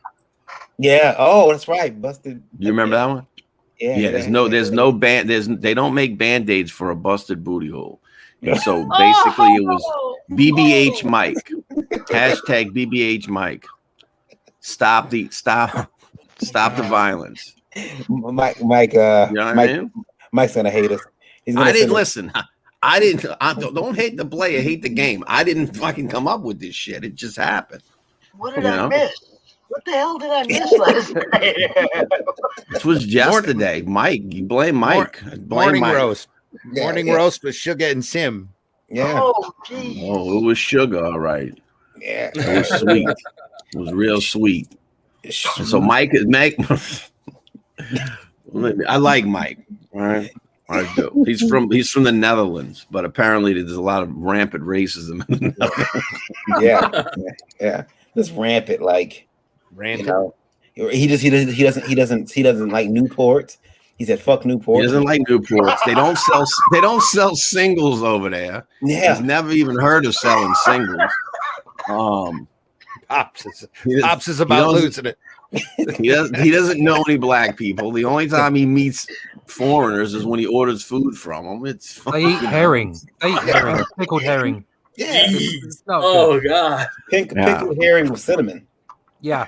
Oh yeah. What are you going to do about that? Throw up. Excuse me. About that. It's not like your mum used to make, but it's fresh. Yeah, it's not the hair in your mouth. Oh my God! Hey, Kara's face was great. She was like, "Oh, that's gross." She can't even think about eating it. $10,797. Anthony, is where you're at. 17 days left to go on Bristol City Chronicles Volume 1. I am surprised that you got Marcus to hurry up and get it done. But he's been showing off all the shiny stuff. Like that campaign is like the box and the what else was it? The bookmarks. Yeah, the bookmarks. Prints, dog tags, shirts. You guys had a lot of stuff, and I was jealous. Why? You could have got it. I did. You could get any of those things. You got all the stuff. You got the box. Yeah. Because I wasn't gonna sit. I look. When anybody releases a box, I'm like, I'm weird, man. I'm weird. I'm like, I need that box. I need that. I need that box. What's wrong with me? I don't understand. But no, that's all right. I like that kind of weird. You know? I knew it. It's good. You know, I like that kind of weird. Yeah, I So what are you saying? What are you saying? Well, I mean, the box is nice. Either the box is quite nice, and then everything else is shiny. What you put the shine on? You got a bookmark that's what is it? Doing a terrible job promoting my campaign right now. I am. You got a bookmark that's nice and shiny. I'm sorry, you didn't bring Mark with you has all the material. You don't have to. So I know. I'm just a fuck. I just sit around. I do voices. Just that's need what to I focus do. on that God's justice tier and start with your book. Roll out there into the next book. See, that's what I'm all saying. the presentation. You know. Yeah. It is. He's gonna drop, and then after that, we'll bring God's Hand Volume 2 back. You know. So I'm just here to fucking fuck off, man. You know. Cara's the one that's got the book, and you know, I'm just here to have a good time and make racist jokes and shit. So here we go. Because you make our sponsors nervous. We understand. Yeah. You didn't. You the sponsors that had to be nervous this morning. Because you didn't bring it to my show. I got to go swipe it from Chris gang. Well, here's his box. Look at Mark's shiny box. Hold on. Come on, there it is. Look at that. Look at that shiny box. Varian, you good. I want to know where you got that made. He ain't gonna tell anybody. It's probably mafia related. He's Italian. That's not his mate. That's his artist. Exactly. They fell off. Yeah, they fell off a truck. God made that. Look, he's got the taco, the fucking greasy taco fucking grease. Look, he's got greasy fucking taco fingerprints all over the box. That's great. Yeah, I was gonna say that. That's great for fingerprints. Look at him. Awesome. Look at him. Gorgeous. Some of it can't even clean the You're gonna goddamn have to thing. wipe that down when he's done. Look, you see that? You can see almost in the back the best part of the box. That's it. He's gonna try to be a smart ass. Yeah. He knows there's a pillow right there. Hey. It's bullshit. It's as if he heard. He's like, fuck you, Randy. Hey, look at that. Look at that. Look at the shine on that. He's trying to get the shine. That's not a metal print. That's a regular cardboard. Yeah, man. But you put some extra gloss on it. We don't say cardboard. We say stock. You know what? You know what, Cara? Thank you. When he said that, I was like, cardboard. I'm like, what the fuck? You know, I'm like, I'm not gonna embarrass him on his show. I'll let Cara do it. Sorry about Cara. That's shiny too. It's a dog thing. It is. It's not made out of cardboard either. What else we got here? We got some stickers. It's a sticker. It's a shiny sticker. Look at that. Look at that. Is that funny? It's a funny shiny That's sticker. That's a fucking mirror. That's a card. Mirror. Got a card. Look at that. That's another fucking sticker, man. Too. That's a sticker. You gotta add a little more Mexican to your voice, Randy. Sorry. Look at that. He's trying to blind you. Look at this. I like how it's in slow motion too. Look at this. I have measured something. Perfect, Randy. Randy, you should recut that video with you doing a voiceover for Marcus. This is one of my favorites. This is my favorite right here. He's got the shine. Look at the guy. Marcus is gonna come kill us all now. He's gonna come on the show. What the fuck? It's Wolfpack. Here's another one. Look at this. Pretty green. Yeah, and they're now. Daphne said yesterday she stole the bookmark idea from you because you were the bookmark king. You are no longer the bookmark king, though. That's been taken from you. I understand. I know. That's what they told me. They said I could steal anything as long as I was willing to give it away. Watch out. He's about to stand up and show you. Well, I think we called him out here. We were like, why don't you stand up and show us? Oh, yeah. This is where he had to put his pants on. You want me to stand up? No, I'm gonna have to put. Wait a minute now. I gotta think about this for a second. Let me slide these shorts on real quick. Hold on, sucker. Let me show you this. No, like sit down. Film at 11. now, Cara, you said you hate that? When people tell me to stand up, they're like, can you stand up and show me the whole outfit? And it's like, no, because I'm not wearing pants. There you go. Cara, that's always my excuse. People say that they're being perved. They're like, could you stand up, please, and spin around? You know. Like, oh, my favorite was when one guy asked me, can you do me a favor? And I'm like, well, maybe it depends. What are you wearing? You know what? A guy asked last night on Geekgasm. He asked the lady. He says, "Listen, a lot of my favorite creators have done this." I'm paraphrasing here, but he said, "How come you don't include?" Now, I'll send this to you, Cara, first. How come you don't include a meet and greet pack? Like it's like a $1,500 tier where the person can come and spend the day with Cara Nicole. I heard come and meet. They lost me after that. I was like, I heard that you might repeat the maybe question. worth 1,500. So there is a comic book creator who has a night who shall remain nameless. Right. Who has a night a perk in most of his tiers.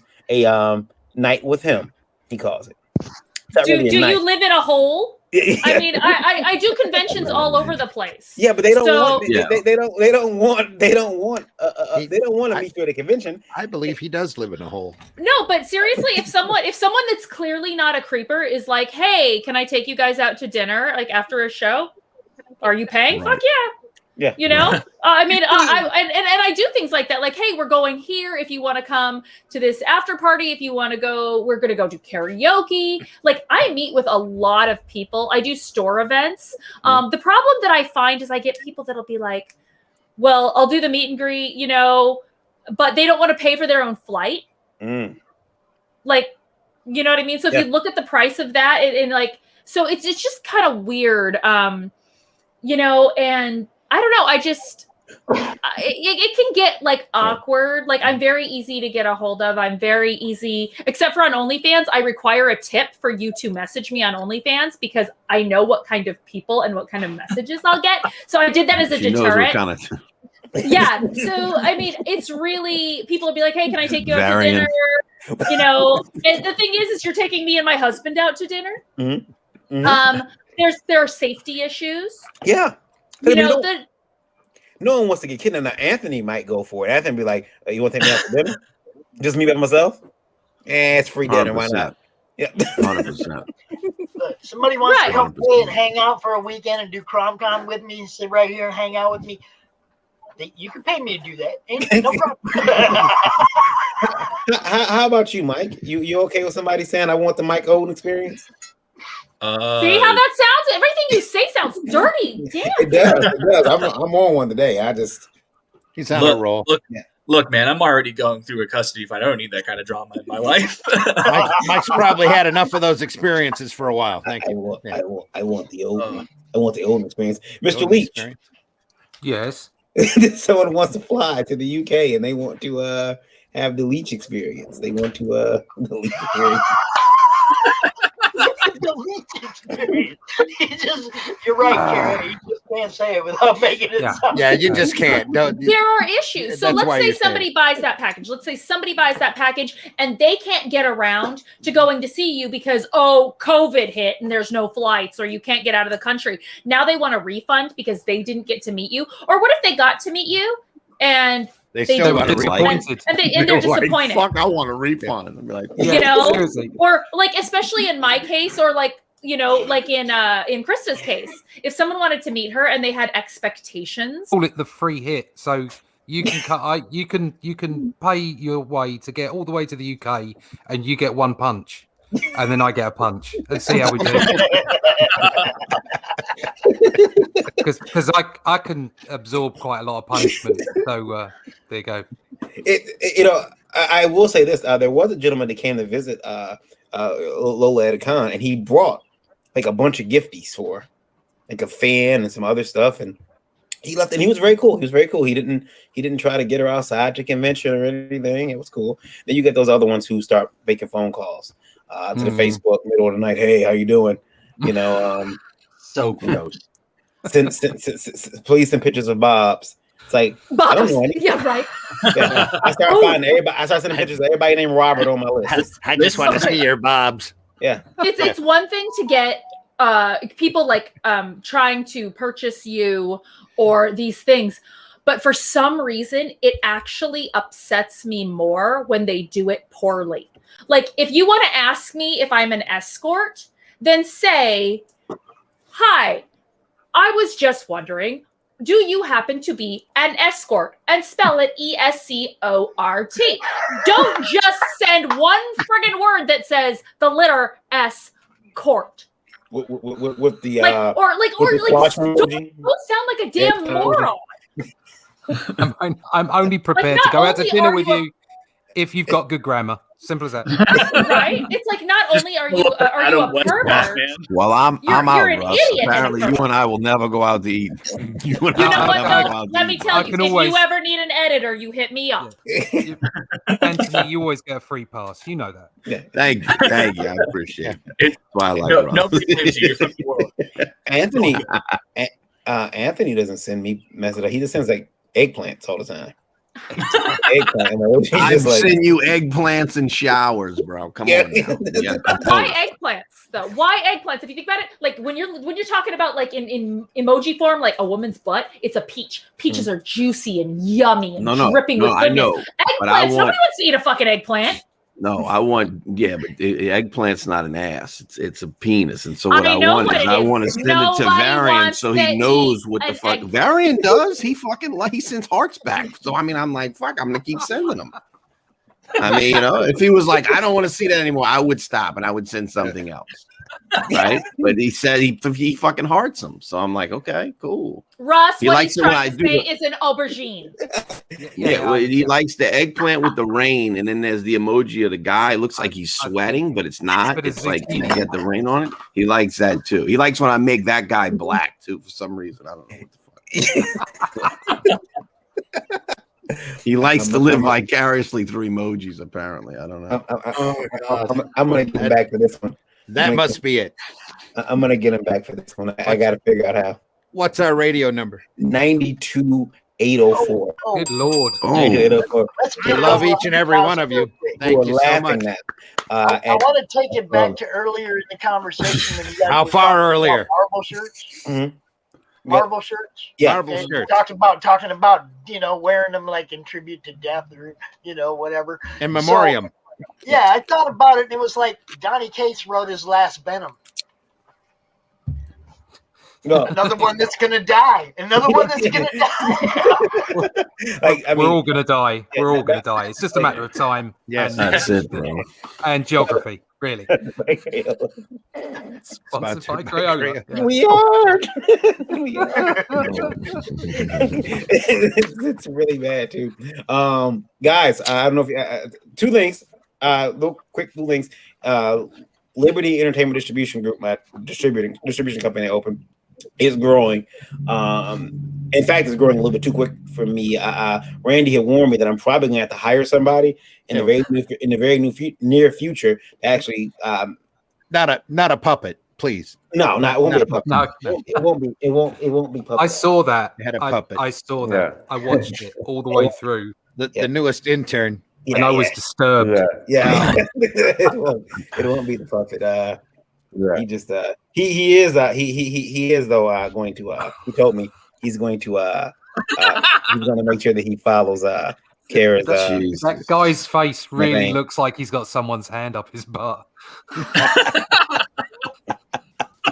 Look at me. I mean, part of the gig, part of the for you knew the job was dangerous, so you took it. I mean, that's right. You knew the job was dangerous when you took it, Fred. Yeah, you knew this was going to happen. You can't sue me now. It's too late. Don't hashtag. Yeah. Poor guy. So that looked really bad. That looked really bad. That looked really bad. That looked worse. That looked really bad, bro. Very Voldemorty, bro. Very Voldemorty. I'm just gonna tell you, You're gonna be very Voldemorty there, bro. I saw very it. much so. I like, see you're talking too much. I'm about to silence you. Yeah, come down here. I see myself doing it on camera. I'm like, oh, what is he doing? Not good. Not good. Not good at all. So I am making a lot of headway. I'm gonna have to hire somebody to help me with that warehouse because it's getting to the point where I'm running out of room. Looked like Al was making a little bit of headway there.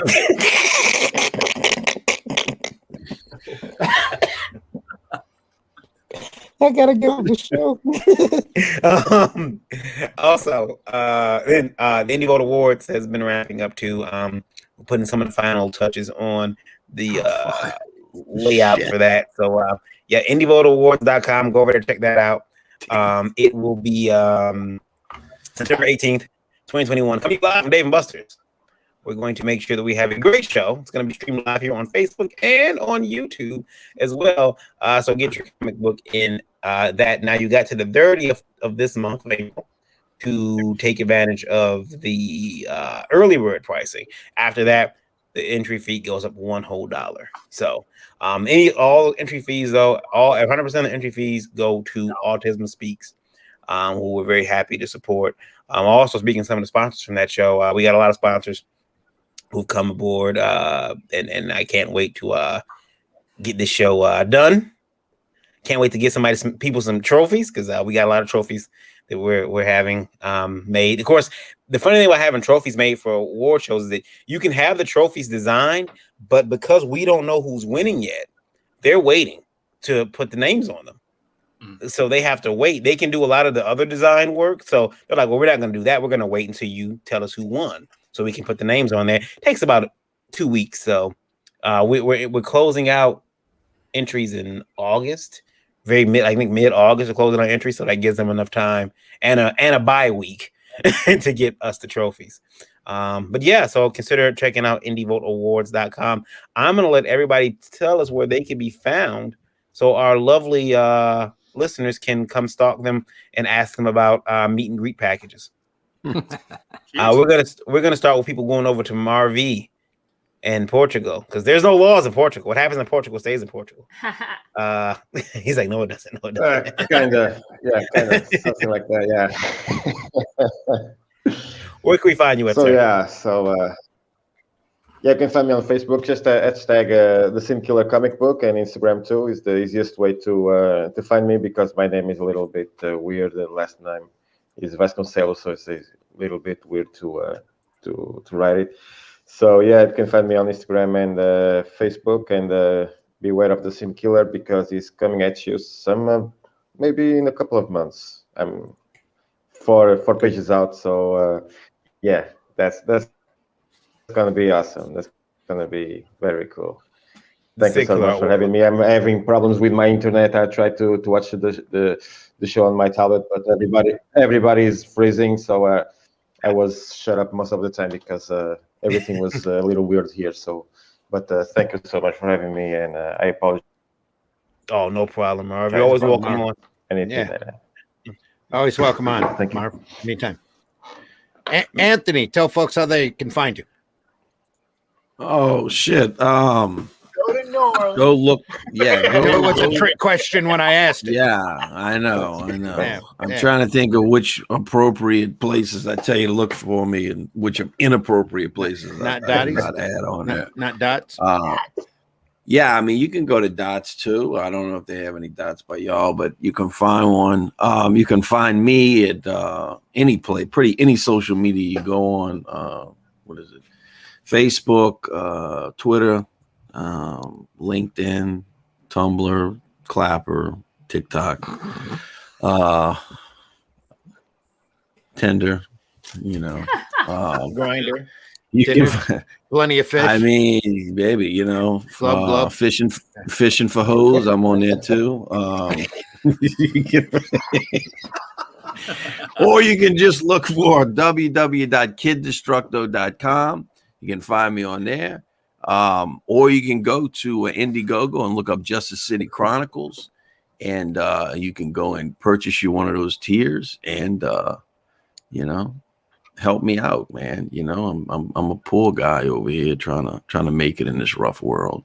And I'm gonna steal from Cara. I'm gonna steal from her. She had a good pitch. Listen, if you're the only thing that is worth more, or the only thing that is in life, right, that is going to be more fulfilling than buying a book from Justice City Chronicles is donating to cancer, right? So it's about the same thing. If you go and you donate for cancer, get you one of these books as well, and it's good for everybody. It'll save the world. It'll save the planet.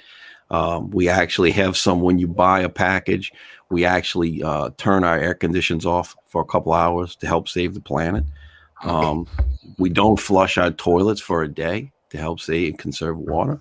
So we save the planet as well. So it's one of those things where you can save not only one life, but billions. So it's worth it. Thank you. Michael, where can people find you? I don't even know how to follow that up. That's why I threw it over to you. Yeah. Thanks, Randy. You can. He's speechless. Pops, tell us how they can find you. I can do this. Hey, Pops is back on Twitter. Check it out, @MadnessComic, baby. We're back.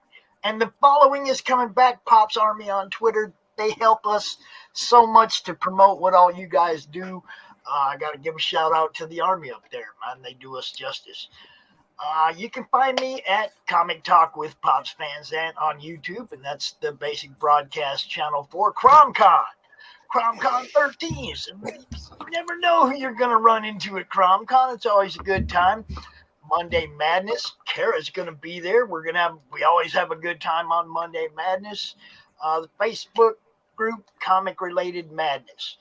I want to ask you guys all a quick question on your way out. What's your favorite Facebook group, and why is it the Comic Related Madness? Michael, where can folks find you? All right, you can find me on Twitter at ElysianFields_0.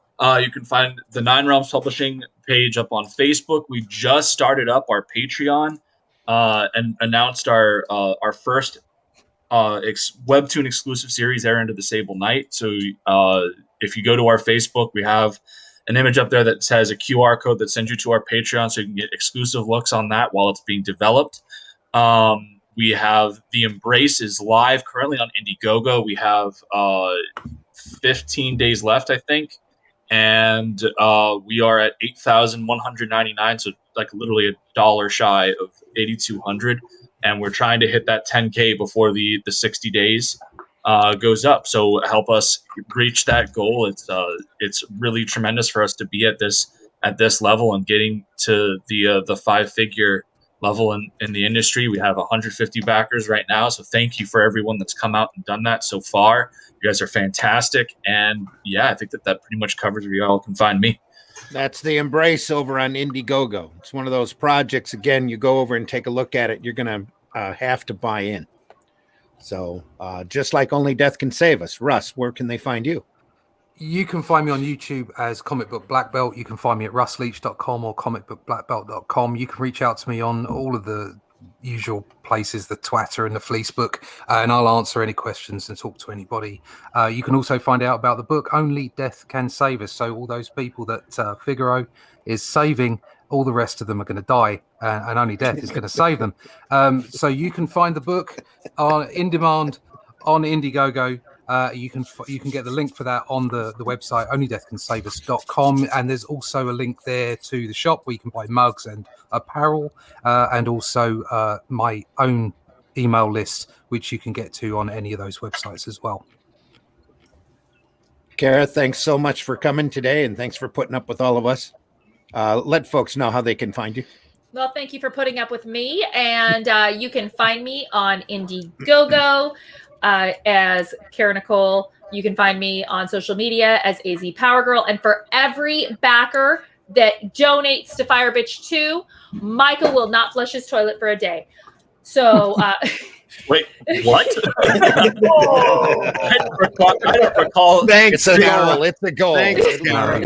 I love that. Thank you, Cara.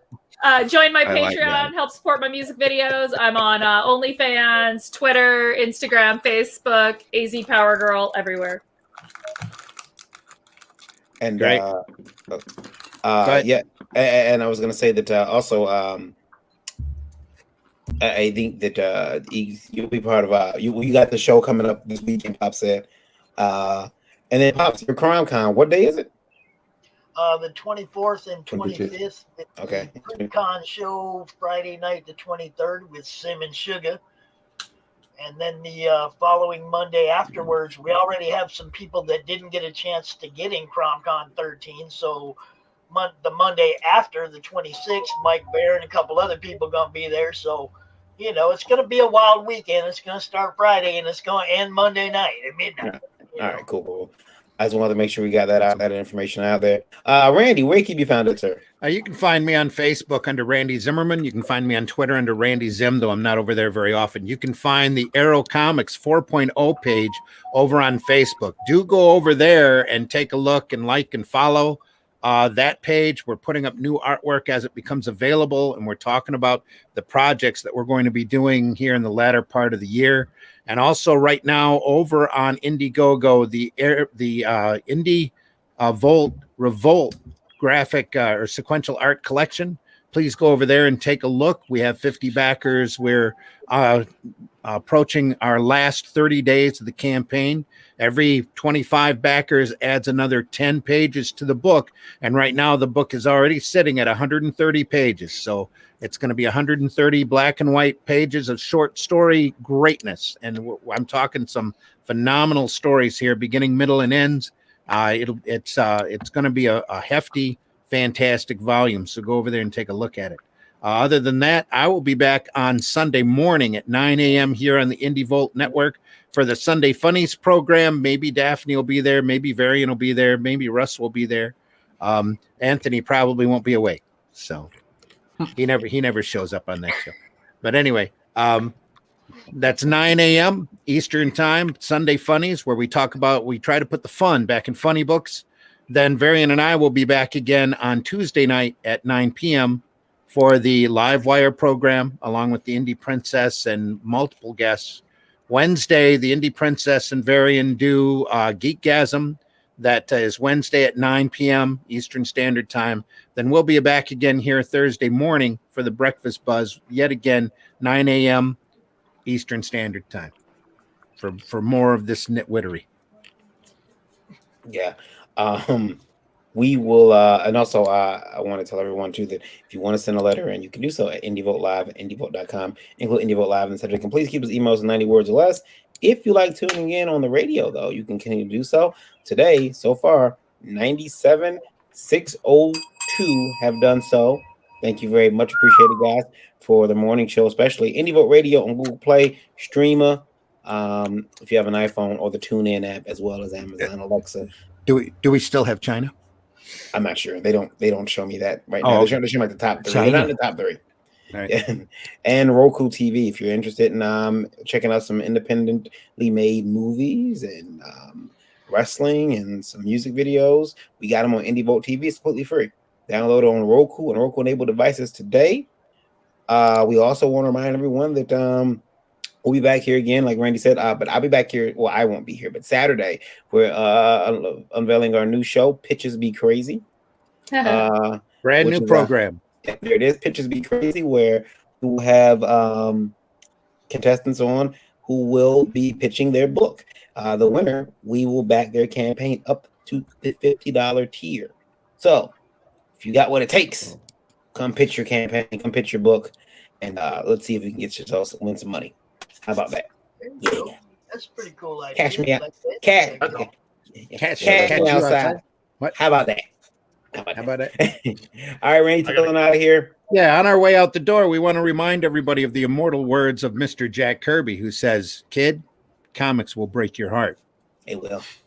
We wish everybody the best of day. You And gotta do the voice, Randy. You got to comics will break your heart, kid, comics will break your heart. And your ass.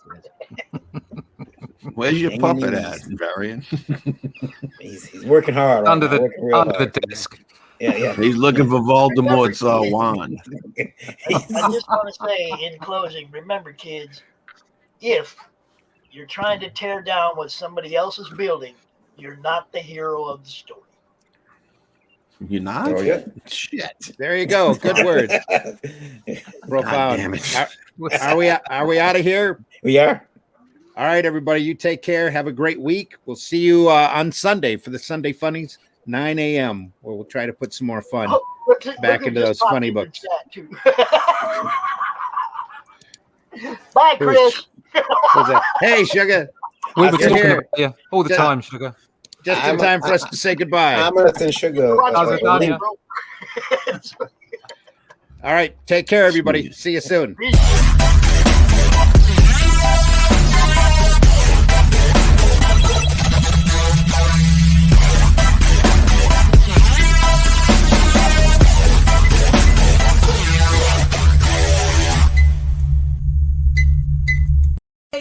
Yay! Think about what you've accomplished. My internet sucks today, man. Flintstones naked?